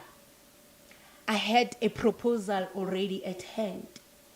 And then I said, I want to go to University of Technology because I believe University of Technology, they give you skills. So Prof Motaung, by then, she was, I think she was a course coordinator at the Department of Biomedical Science. And when I arrived, she was fighting with one of her students. I think that guy was not doing well, and she's very precise. She go and say, I don't want to work with you. Here is my first time. She's already telling this one she doesn't want to work with him. I get into the office, I say, I want to work at University of Technology. I want to do phytomedicine. Recording in progress. Prof didn't understand what phytomedicine is. She never even introduced me to anyone within the faculty. She said, no, don't worry. She called Michael Pepper, Professor Michael Pepper from University of Pretoria. She thought Michael Pepper understands phytomedicine. Michael Pepper understands stem cell. We went to have a meeting with Michael Pepper. When we arrived there, Michael Pepper said, no, let me make a call. He called somebody from the main campus. And then we end up at the office of the botanist. But then he was now he's Professor Chikarange. And then when she get there, she didn't say, I don't understand phytomedicine. She just got there and said, I have a student who understands phytomedicine. I want to co-supervise with you.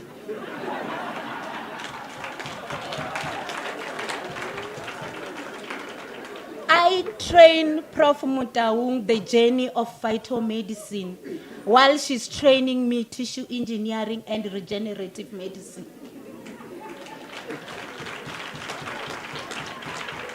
And then she go like, Nana, my daughter, tell me, I was always carrying arthritis. I was like, I think I know, Prof. I think I know. She said, you know what, my mom is suffering from osteoarthritis. Can we do something that is not even chemical thing, something that is very effective, plant-based, that we can use? You can see the product of Prof, right? Mm-hmm. Then I said, no, I can make a plan. She said, okay, I trust you. The way I have trained you, I trust you. I go and make a plan. And then when I make a plan, it was between the intersection of after finishing my master's and I was going to my PhD. And then we go and and then after I work in the lab, the technology transfer office from TUT came into the lab. And they say, you have a technology that can be commercialized. That was in 2016. That's where global health come in.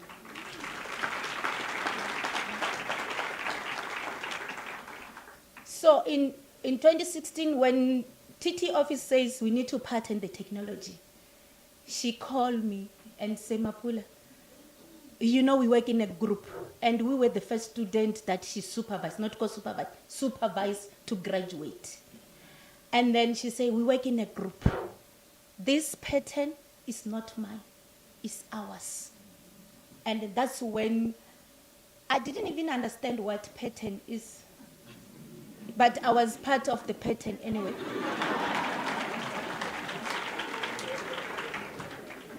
So from there, she believed that Global Health Biotech, it should be a company that deals with phytomedicine. We do plant-based technology for tissue engineering and regenerative medicine. It's very crazy.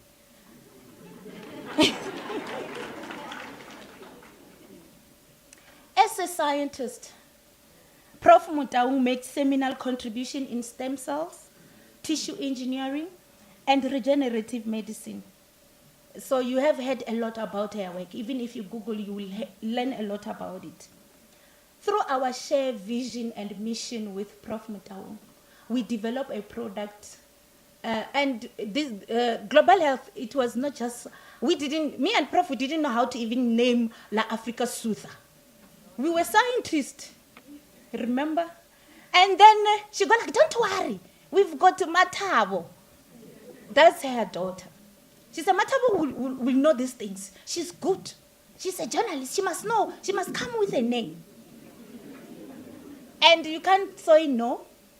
Then she come with a name, La Africa Sutha. La Africa Sutha is a product that Prof believe her mom deserve. Because that product, it is an anti-inflammatory that not only relieve the pain, also prevent. Because we did the lab work where we see that it stimulates collagen type 2. So she has, we had that. And Prof Motaung La Africa Sutha was never a product. It was a mission and a vision. It was another way of easy the pain of people like her mother, my mother, your mother, and the countless older women she met during her outreach. Women whose discomfort she felt deeply, women she saw and honored. Professor Motaung believed deeply in bridging the wisdom of indigenous medicine, indigenous medicinal knowledge with modern biomedical science. She forged partner with traditional healer. And also to scientifically validate the plant-based remedy. When we started, we get incubated at the Innovation Hub. She makes sure that you attend the coaching things. So Incubation Hub play a major role on the growth of global health, biotech. She also had a broader scientific ambition beyond La Africa Sutha, where we were busy doing what we call plant-based morphogenetic factor, that is for people who has to go through, who are suffering from osteoarthritis.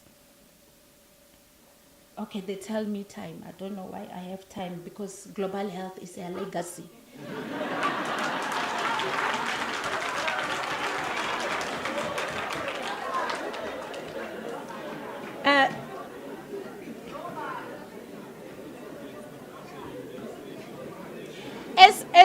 As an academic visionary, Prof Motaung trained thousands of young black scientists you have seen here today, and researchers.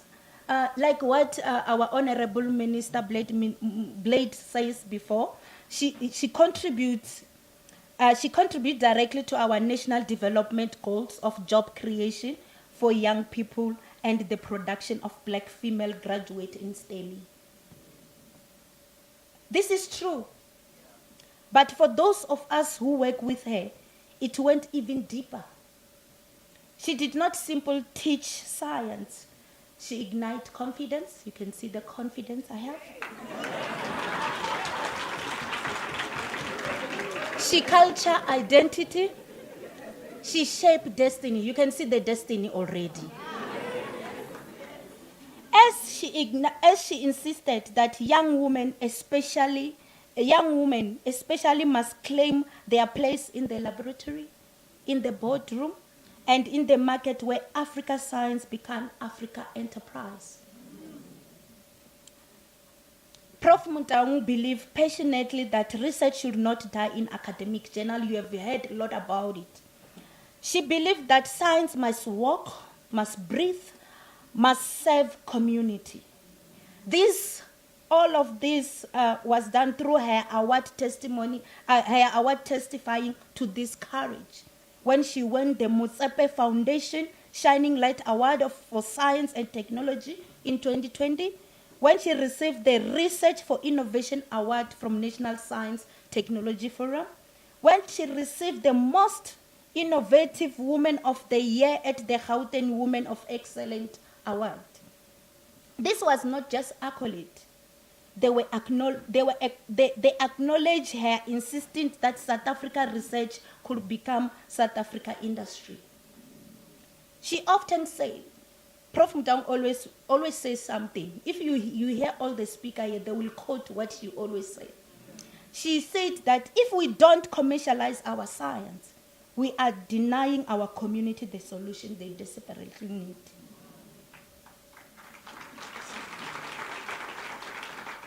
As a co-founder, I stand here today humble by the journey we share. Before we were business partners, we were dreamers. Before we had a product, we had a purpose. Before we secure award, we share responsibility. How can I forget what happened on Wednesday? Because that still stuck with me. I still cannot understand what happened. We were at the meeting, we were pitching. We had a pitch. After that, she called, and we talk about how we got that pitch. We talk about how we got that tender.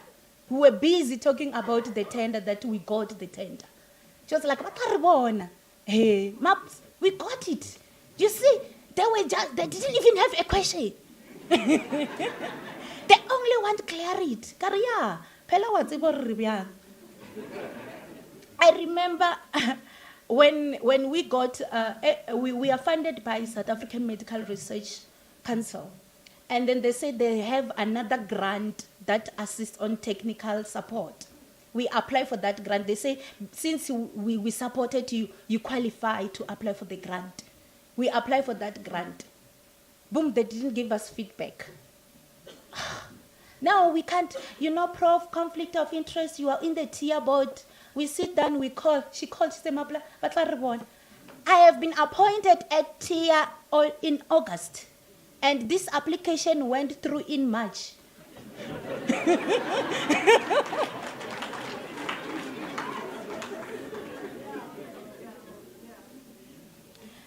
We will honor her and we will protect her legacy. We will continue the work she began. To the family, thank you for sharing Prof with me, because I did not only become Prof business partner. To my siblings, we will stand together. To all of us gathered here, let us not just remember her brilliance, but emulate her kindness, her humility, and her commitment to healing. Oh, moya wa hao o motle o phumule ka kgotso.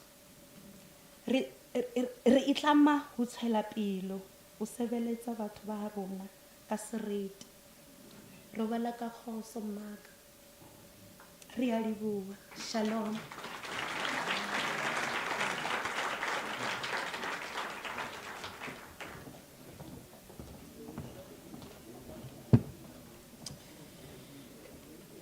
And in addition to all of the awards she got that have been referred to, she calls and she says, "Tulile, we are going to Paris next year.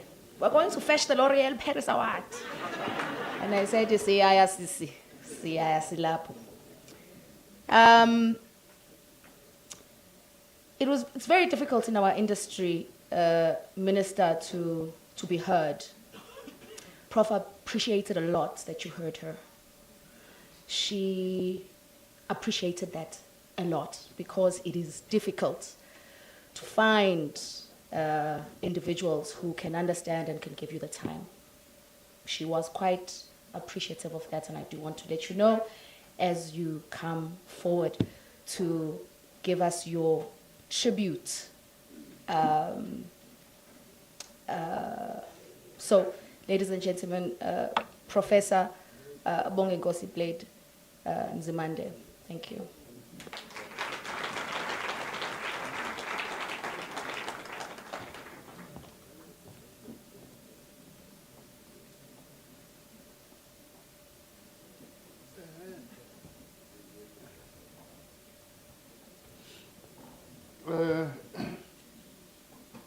Thank you very much, Program Director.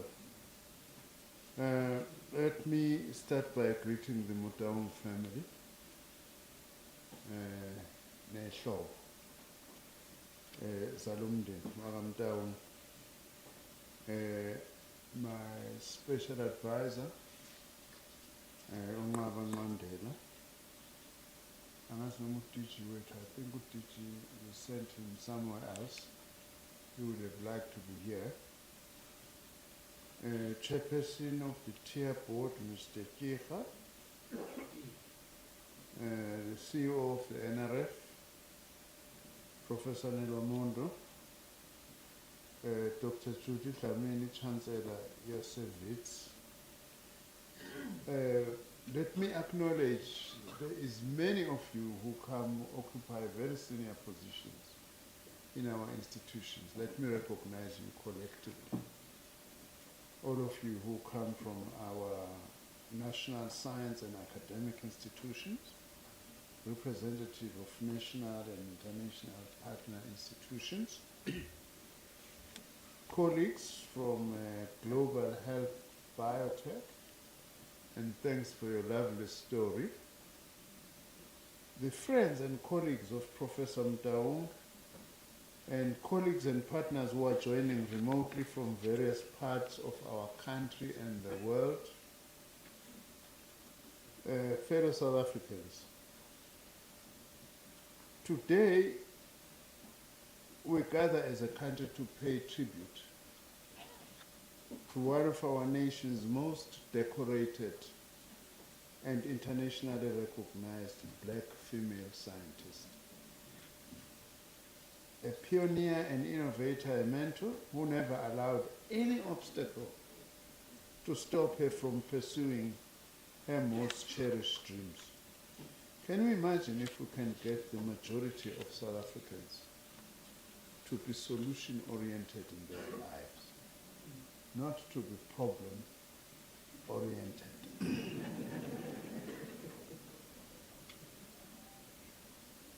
What I call professional lamenters. All they know is to lament, and they become so articulate in lamenting. But solution, dollar. This is one example we must take from someone like Professor Motaung.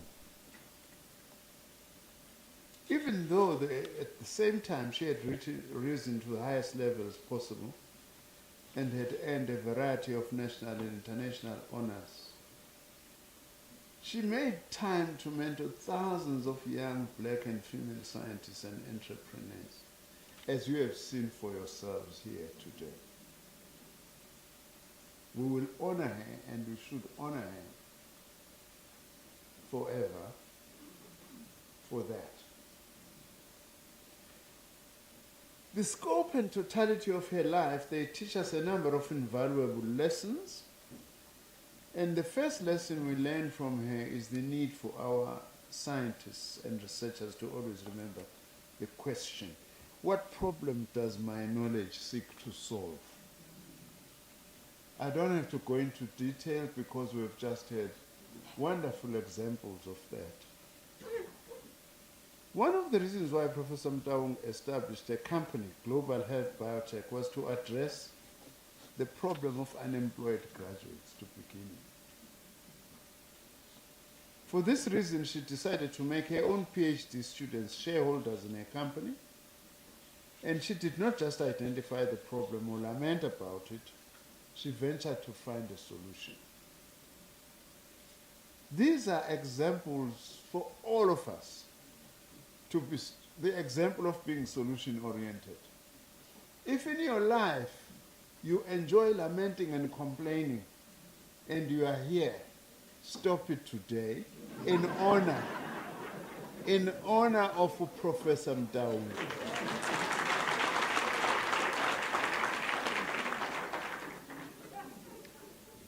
There are radio stations I've stopped listening to, by the way, because it's just full of people who are lamenting. Now, another thing that is very important, even for me personally, by the way, as a lesson that we learned from Professor Motaung's life, is her extraordinary commitment to placing our indigenous knowledge at the center of research and development. I'm saying even for me personally, because my father was a herbalist. You see, my sinuses are performing at the moment. I miss him because he would have given me something that would make me sneeze, and after 10 minutes, I have such relief. But he left his bags as a herbalist with my elder brother, not with me. So when Ubaba passed away, I thought, now I've had it with herbalists. I didn't realize, I didn't know that one day I would be deployed to be Minister of Science and Technology. And here I am, I come across Abantu Professor Motaung, who was saying, our indigenous knowledge systems and our plants that are used by our herbalists must be studied. It's a pity now that muti that Ubaba used to give me to sneeze, I've got to go and find my brother and say, do you still have it? So that I can take it to the laboratory. I don't know which one, Dr. Mkwebi, whether it's CSIR or TUT, so that we can be able to do that. But this is very important, by the way. A lesson that we need to learn. And because this was her ointment, La Africa Soother. And she replied when she was asked, why did you go for this? And I quote her, I met up with a traditional healer in Limpopo in 2015. She used a confidential blend of herbs and plant species to help people who complained about pain in their joints and knees. She also told me of a man who had broken his hand but had been told by the local hospital to come back after a month to be treated. So he went to the healer in the meantime. When he went back to the hospital, X-rays showed his hand had healed. It seemed that the unique combination of herbs had knitted bone and eased swelling. I need to try this, by the way, because this is solely. It's because maybe of using the cell phones and all those things too much and writing. And she continues to say, I was sure that these plants had anti-inflammatory properties. And further testing confirmed it. I then created an ointment, La Africa Soother, using these plants, unquote. In developing this ointment, Professor Motaung demonstrated how indigenous knowledge can be used to drive innovation and improve healthcare outcomes. It is because of efforts of people like Professor Motaung that last week at UNESCO, our Indigenous Knowledge African Institute that we are building as South Africa was given a Category 2 UNESCO Center.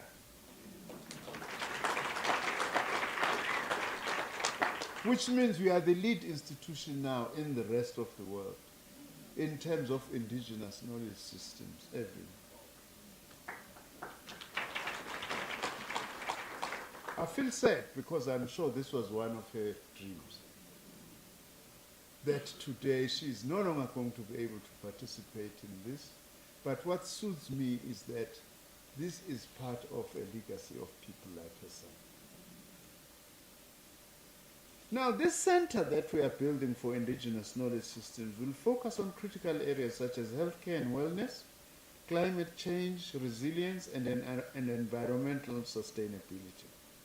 The center brings together a network of 30 members, including 4 South African universities, 2 from Germany, 1 from Canada, and other institutions from across the continent. The third lesson that we learn from Professor Motaung's life is that our research must be responsive to the lived reality of ordinary people. If your science is made up of big, complicated terms only, we need them when you are with your colleagues, those big terms, because they make you understand each other easy. But if our people do not appreciate the value of science, we are wasting our time. In fact, one thing that has struck me when I was appointed Minister of Science was the amount of work that is being done by the DSTI and our scientists, like Professor Motaung. But many of those things are not known. They are not known. The big things that we are actually doing. That is why we decided as a department that our mantra now is to place science, technology, and innovation at the center of government, of industry, of education, and society, which is what Professor Motaung was actually doing. That science must make sense also to ordinary people. We therefore expect all our public research institutions to concern themselves with proactively finding sustainable solutions for such issues as poverty, inequality, unemployment, gender-based violence, energy security, the deleterious impact of climate change, and the growing problem of cancer in our society, which is another pandemic that we don't talk much about. It is a pandemic. Cancer has become a pandemic, not only in South Africa, in the whole of the African continent. I keep on hoping that South Africa and South African scientists will help us one day to find both the diagnostics and therapeutics and be able ultimately to defeat the scourge of cancer. And be like Professor Motaung to say no problem is big enough that it is beyond our solution. The fourth lesson that perhaps we learn from Professor Motaung's life is that as public policymakers and leaders of public science and academic institutions, we must develop the courage to consciously undo what I call the Verwoerdian curse. That, and this is what Verwoerd was, the architect behind Bantu education, and was Prime Minister of apartheid South Africa until 1966. I was doing Standard 2. He used to say, this is what he said, what is the use of teaching the Bantu child mathematics when it cannot use it in practice? It's even calling it it. This is quite absurd, he continues to say. Education must train people in accordance with their opportunities in life, according to the sphere in which they live, unquote. So we're not supposed to be taught mathematics because we did not deserve to be in any scientific field, even to be engineers and so on. The work of Professor Motaung for me is that she would not have succeeded in what she was doing as a mentor if also she did not work at defeating this fear of science that is still so prevalent, especially amongst black South Africans. Siyayesaba immense science. And we do need to actually defeat that. I'm not trying to make myself better. Myself, I feared mathematics when I was doing mathematics at high school, such that people, when they ask me, what symbol did you get in mathematics? I say, I got an A in mathematics. They say, oh, really? You are so bright. And then I say, no. To be quite honest, I got a D. But the way I was so afraid of maths, that D to me equals an A. Now, it's very important. And also, by the way, to continue to discourage our principals who are saying, no, you are too many to be doing mathematics in matric. We want to improve our pass rate. Some of you must go and do functional, is that still called that? Functional mathematics. Maths literacy, which in our days was arithmetic, by the way. Because what we are doing, we are depriving ourselves of more Professor Motaungs in future. So that is a big challenge for all of us who are in science to fight this thing of being afraid of mathematics and science. In response to our current international situation, Professor Motaung's work should propel both established and emerging scientists and researchers to realize that given the immense power of science to shape society and the world, to realize nevertheless that science is not neutral. Science is not neutral. Science can also be used for devastation. The Israelis right now are using artificial intelligence to identify Palestinians that they want to bomb. We are seeing genocide driven by artificial intelligence, by science that is supposed to be saving lives but actually killing people. I never thought in my life, I'm 67 years old now. I can't even get a job, by the way, if I want to go and apply for a job. That I would see genocide live on television, in my own lounge. And they are using artificial intelligence and other scientific things. So, Professor Motaung, if you listen to what they are saying about her own orientation, was about solving problems in order for people to live a better life.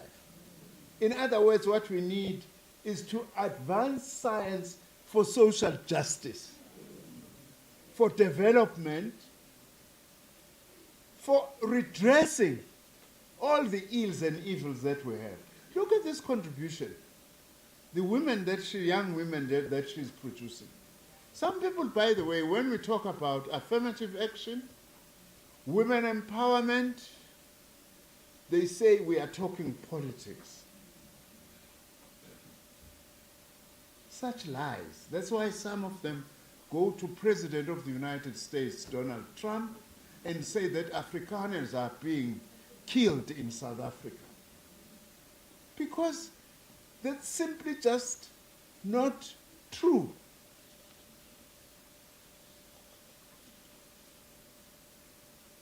And then we get punished for things that we have not done. In fact, what is happening in Israel is called epistemicide, taken from killing, murder.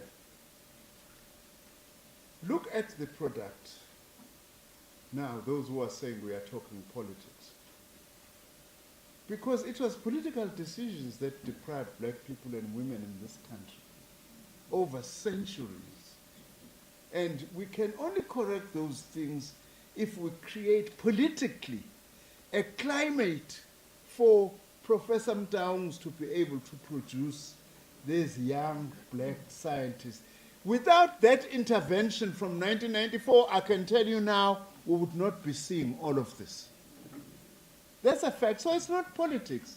It's actually creating and building conditions for humanity to thrive, irrespective of whether we come from rich or poor families. I have no doubt, by the way, that a number of these girls, young ladies, so that's why I talk about girls, young ladies that we are seeing here, come from poor backgrounds.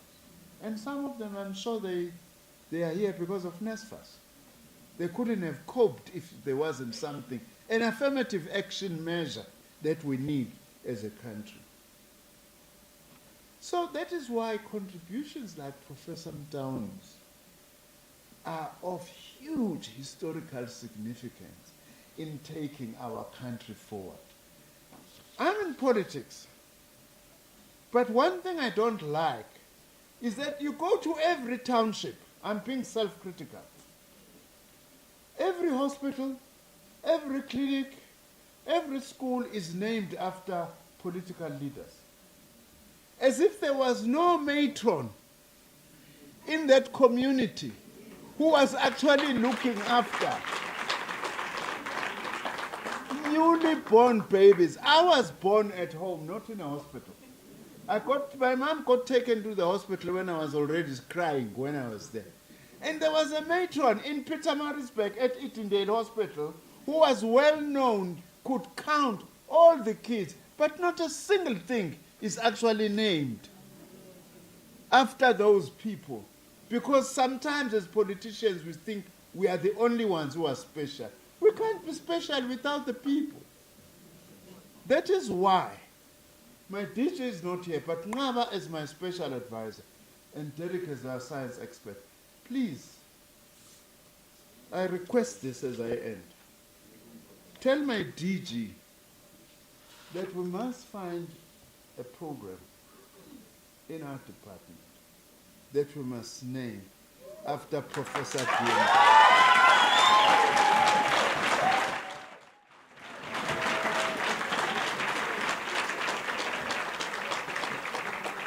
A program or an award for her selfless service. She's a national hero as far as I'm concerned. So that she will forever live with us and generations to come. Ngakhulela KZN ngebantu abami. Ngikhuluma isiZulu. Mangizama nje isizulu kibuwa sizuthu. So I don't know how to say this in English or isiSotho. Be proud of your mother. Ngoba she was a hero. And also be like your mother. Aim to be like your mother. Thank you very much, Sandra.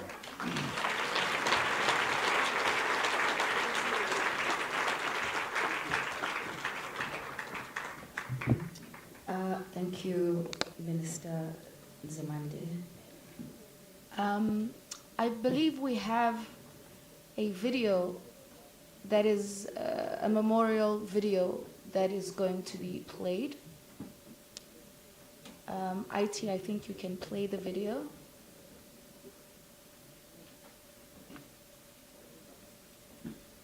The video is, we didn't win with the video. Not our problem. No problem at all. Oh, here we go. Can you play a tune for us as the video goes? It doesn't have sound.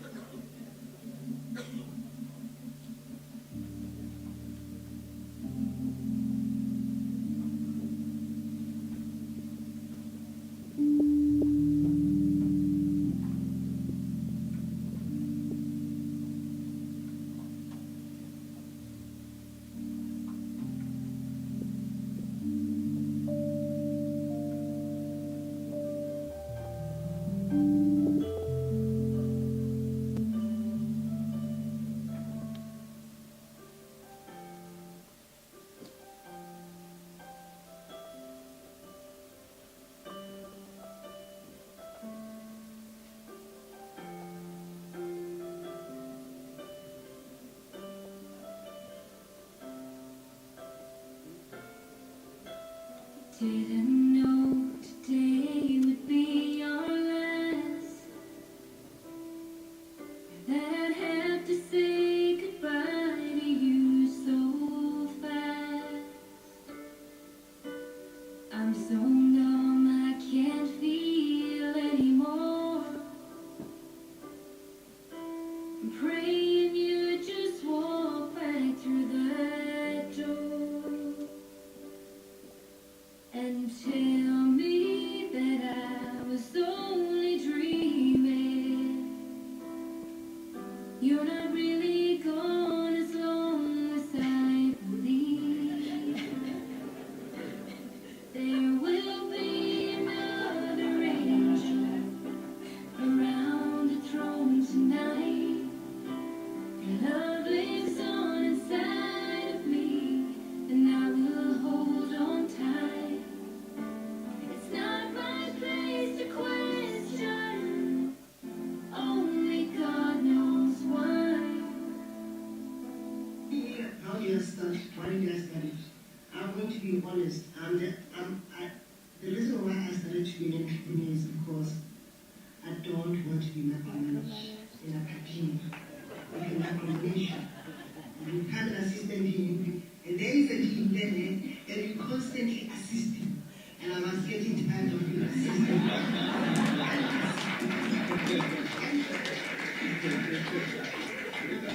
Number two, I don't want to be an old professor at the age of 65. You need to retire and go home. And then you keep on saying, can I teach part-time? First year, now I'm retirement, you want to go and teach the first year. This is what I've experienced. And I don't want to be a parent. I'm even telling them that I don't want to come here. And then that was the second. And then the other thing, I was just so tired of, and it really breaks my heart, seeing all these students graduating, excitement with their red gown on the stage, and then they struggle not getting a job.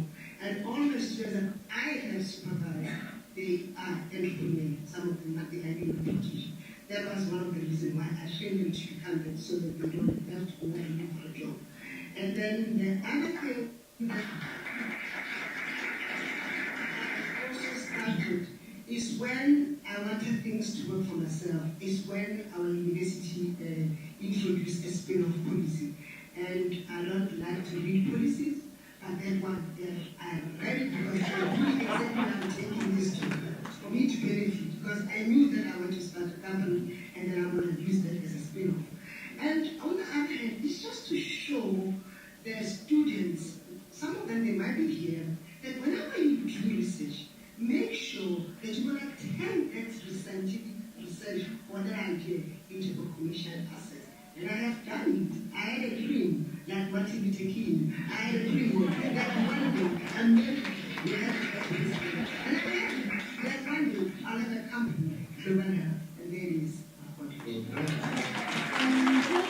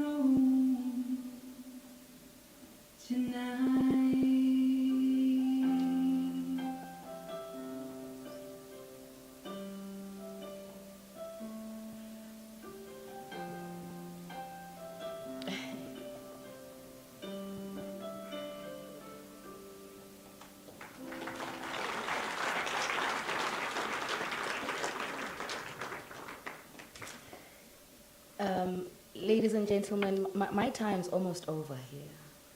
But I do want to say something.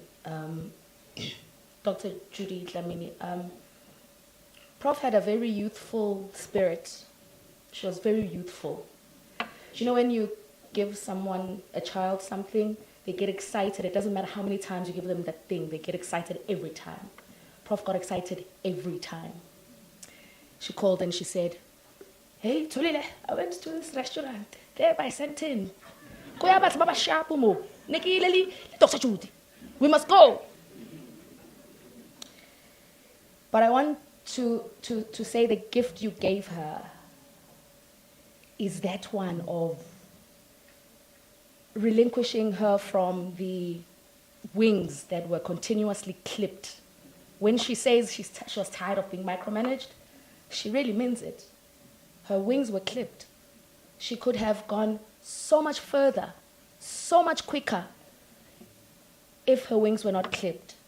However, I do want to say that when a person is a pioneer and they're doing something that a lot of people are not doing, and they're doing something that exists in the strategy document but not in the operational model of the institution is not going to understand.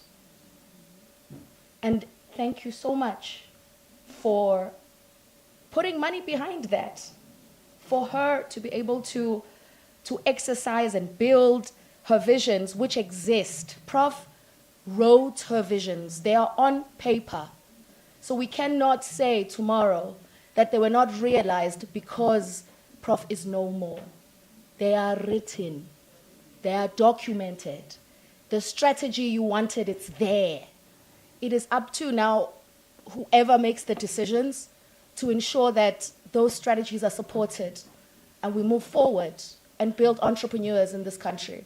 Because that's going to be important. We can name all the things, but the strategy documents have got to change. The operational models of the institutions have got to change to recognize academics who have a desire and capacity and capability to create jobs. It is our mandate to do that as a country because we have seen it being done. And we're so glad that Prof did that because those of us who are academic entrepreneurs maybe will not have our wings clipped.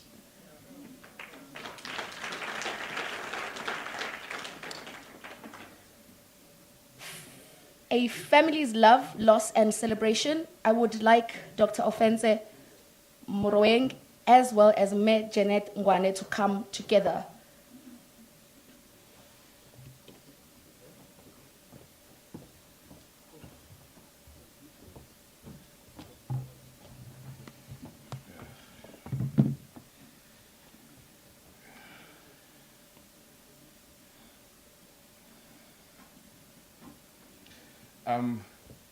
Good afternoon, ladies and gentlemen.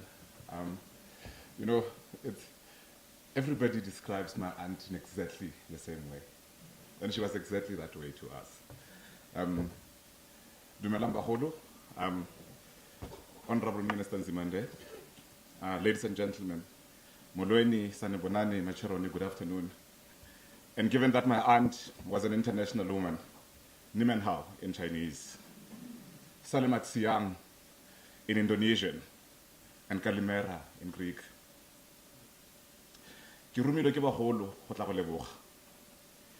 But Program Director, allow me the latitude to try and demonstrate how Minesheli's professional and family life converged.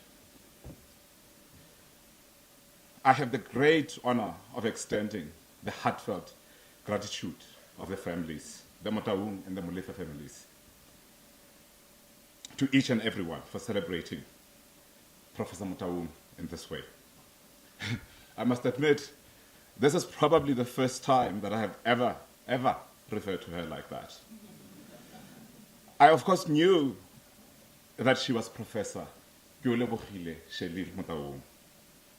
But to us, her family, she was simply a daughter, a sister to Mama Nematsidiso and her husband, Brazix, a sister to her late brother, Martin Manyapelo. She was a mother to her beloved children, Tsogofatso and Matabo, Mamogolo to Matapelo and Didintle. She is now reunited with her beloved Khabi. She was a cousin. She was an aunt, my aunt. Our auntie Prof. Our children's Gogo Prof. She loved being addressed like that. Offense, I'm a professor, she would say. We have all lost people, and in these moments of profound grief, being here, being around all of you, listening to people who loved and respected our dear Manisheli has been so edifying and comforting.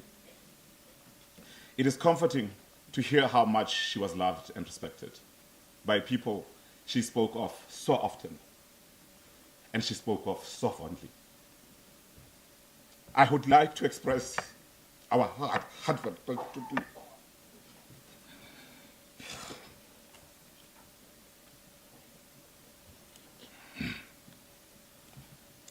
I would like to express our heartfelt gratitude to you. The outpouring of support that we have received since my aunt's unexpected and tragic passing has been truly overwhelming. I have had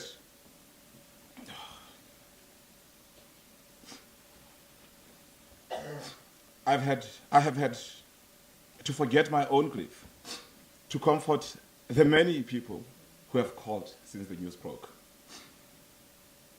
It has been so humbling that her own son, Tsorofatso, said to me that he started to suspect that he did not fully know who his mother was. Tsorofatso, I said the part that is Prof Keo, that is.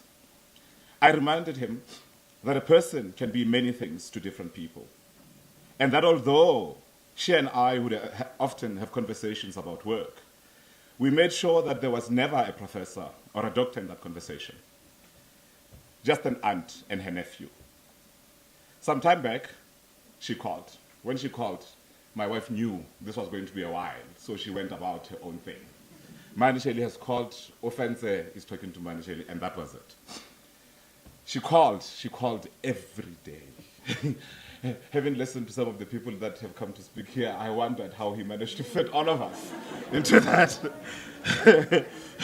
And it wasn't a 2 minutes call. Manisheli will not call for 2 minutes.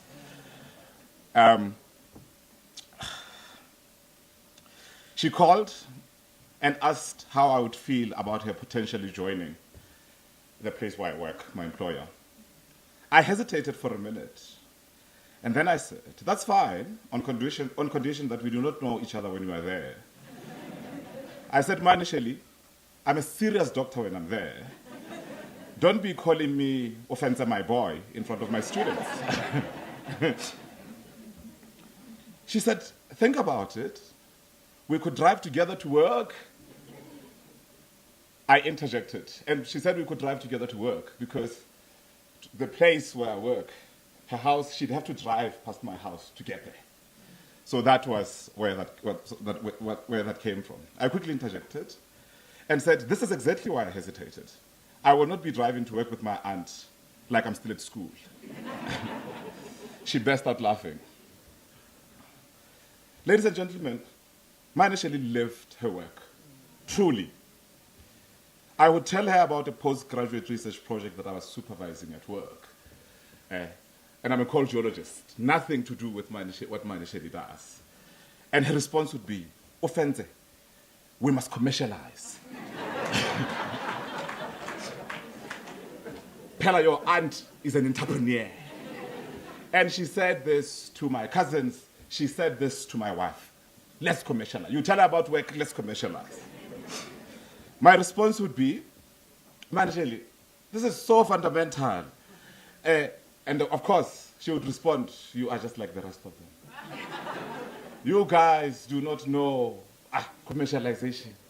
You know how to publish papers, but you don't know how to commercialize. She was a fierce critic of the current structure of postgraduate degrees within our university system. She believed that a target market for research, any research, needed to be identified at the inception of the project. Her passion for entrepreneurship ran deep, and was honed during her upbringing. She liked telling the story of how entrepreneurship was in her blood. Her late parents owned a shop, or should I say shops, actual businesses, both in Kagiso, in Krugersdorp, and later after they moved to Matau village in the Northwest Province. She would proudly say, "Narashilineli entrepreneur." Meaning my father was an entrepreneur, she would say. She was extremely proud of her late father. Even when her beloved mother passed away in May, the businesses in the yard of the family home was still running, is still running. She was also funny. I travel with her to Zeros quite often.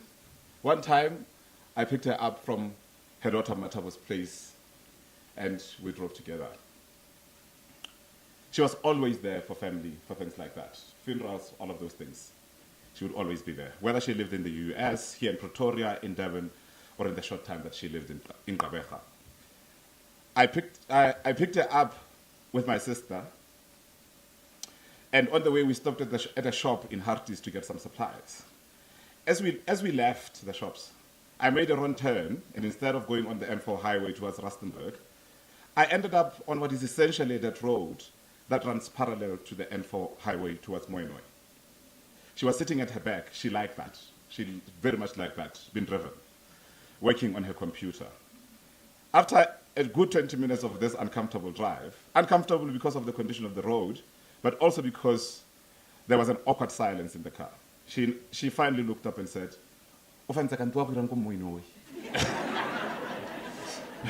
meaning, what are you going to do in Moinoi? All three of us in the car, we burst out laughing. For the rest of the weekend, I had a new name. My name was Dr. Moinoi. Thank you all so much to all of you.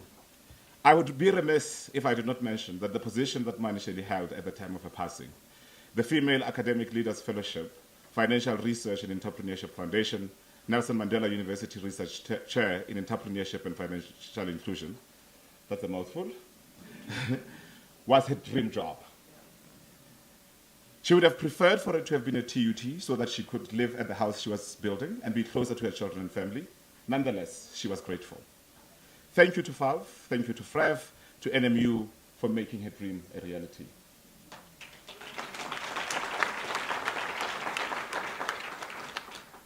Even though it was only for a short 4 months in the end. I know, as I told you yesterday, that she was already working on her 100 days in office progress report. I didn't know that she had completed it and sent it through to you. She was very excited about the future. I have no doubt that she would have continued to excel at her job. Mani CD and your kids, Sofazo Matabo Mapula and all of us, it is on us to take up the mantle and ensure that her brainchild, her beloved global health biotech, continues to be a success. We dare not fail. We dare not dishonor her memory. Thank you so much to honoring her in this way. Thank you to the Minister of Science, Technology and Innovation, Professor Bladen Zimande, and the department broadly. Thank you to Professor Dr. Musa Motaung and his wife for accommodating our request at very short notice. To her beloved FAL family, and specifically Dr. Judy Dlamini, to Nelson Mandela University, to the Tshwane University of Technology, to the Durban University of Technology, to the First Rand Empowerment Fund, to the National Research Foundation, to Professor Tandim Khwebi, to Dr. Tandim Khwebi and the rest of the team,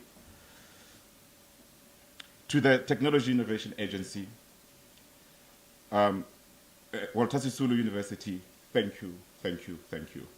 Thank you to the Innovation Hub, the G20 Empower Alliance, to Step 3 Group Media, thank you. Thank you to Dr. Mapula Razunani, to Ms. Florence Musunda, to Ms. Tuli Lekanyile, to Mr. Lesego Khoza, to Violet Mirapi, to Palesa Khanani, and many others that I am certain that I have left out.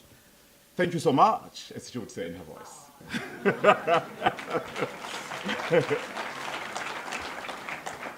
Re a leboga bagolo, siabonga, siabolela. Terimakasi, efharistopoli, shishini. Thank you.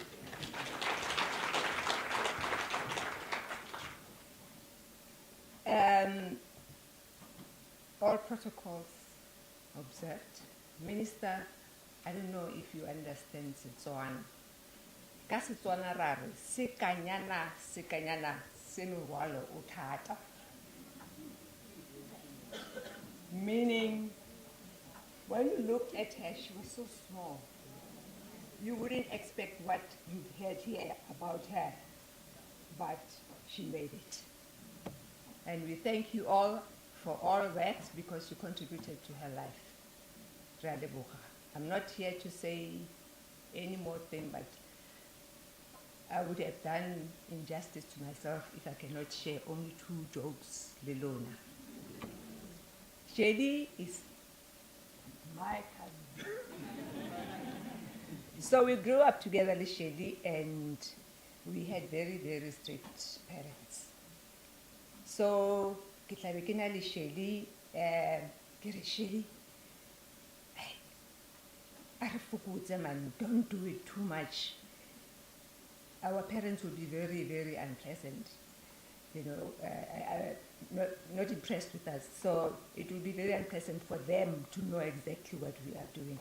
Ke a kopa, a re fokotse. A re kazi, o batlang, dilo tse ke di tsamaisa so.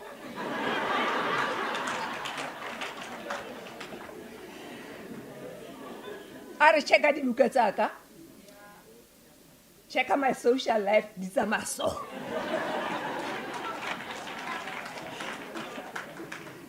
So we are going to miss all that. I think that's good enough for today. I'm here just to say announcements for Saturday. Saturday is the burial of our beloved cousin. Kohai, it will be for viewing. I think it will be from 6 to 6:30. So anybody who wants to view the deceased or the body of the deceased can come on Saturday at that time. And then at 6:30, we will be preparing to go to the graveyard. We are going to leave home at 7 o'clock exactly. We want to be at the hall or at the place where we're going to have the services at exactly 7:30, and then we want everybody to be seated, please, by 8 o'clock so that we shouldn't delay. And thank you very much once more. Pula! Pula! Ra leboga.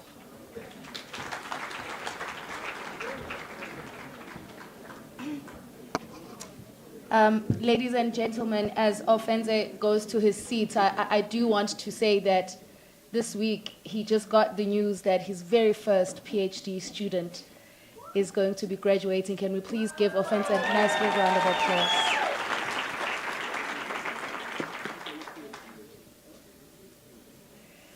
NgesiZulu bathi inhlambi ifela emanzini. My name, ladies and gentlemen, is Thulile Khanyile. Ngiyabonga kakhulu. There are refreshments. Just as you walk out, there are refreshments. Thank you so much. Thank you so much.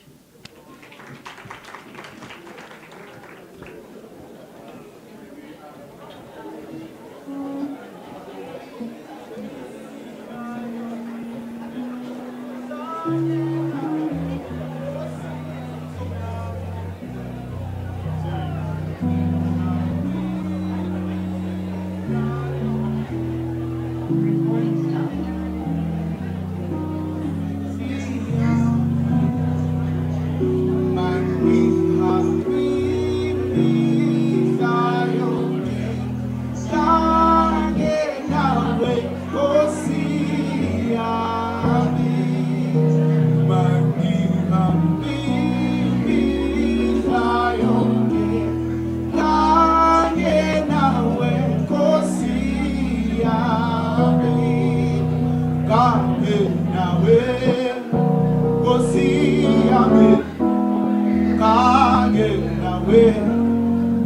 Nkosi yami, mangihambi mihla yonke.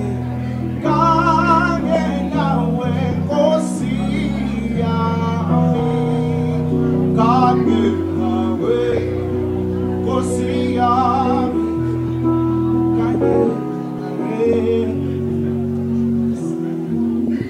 nawe. Ladies and gentlemen, ladies and gentlemen, the funeral is at the preserve in Hartbeespoort Dam. Please look out for a flyer. It will be in circulation with all of the information about where the funeral will be. Thank you. Mangihambi mihla yonke. Kanye nawe Nkosi yami, kanye nawe Nkosi yami, kanye nawe Nkosi yami, mangihambi mihla yonke. Kanye nawe Nkosi yami, kanye nawe Nkosi yami, kanye nawe Nkosi yami, mangihambi mihla yonke. Kanye nawe Nkosi yami, kanye nawe Nkosi yami, kanye nawe Nkosi yami, mangihambi mihla yonke. Kanye nawe Nkosi yami, kanye nawe Nkosi yami.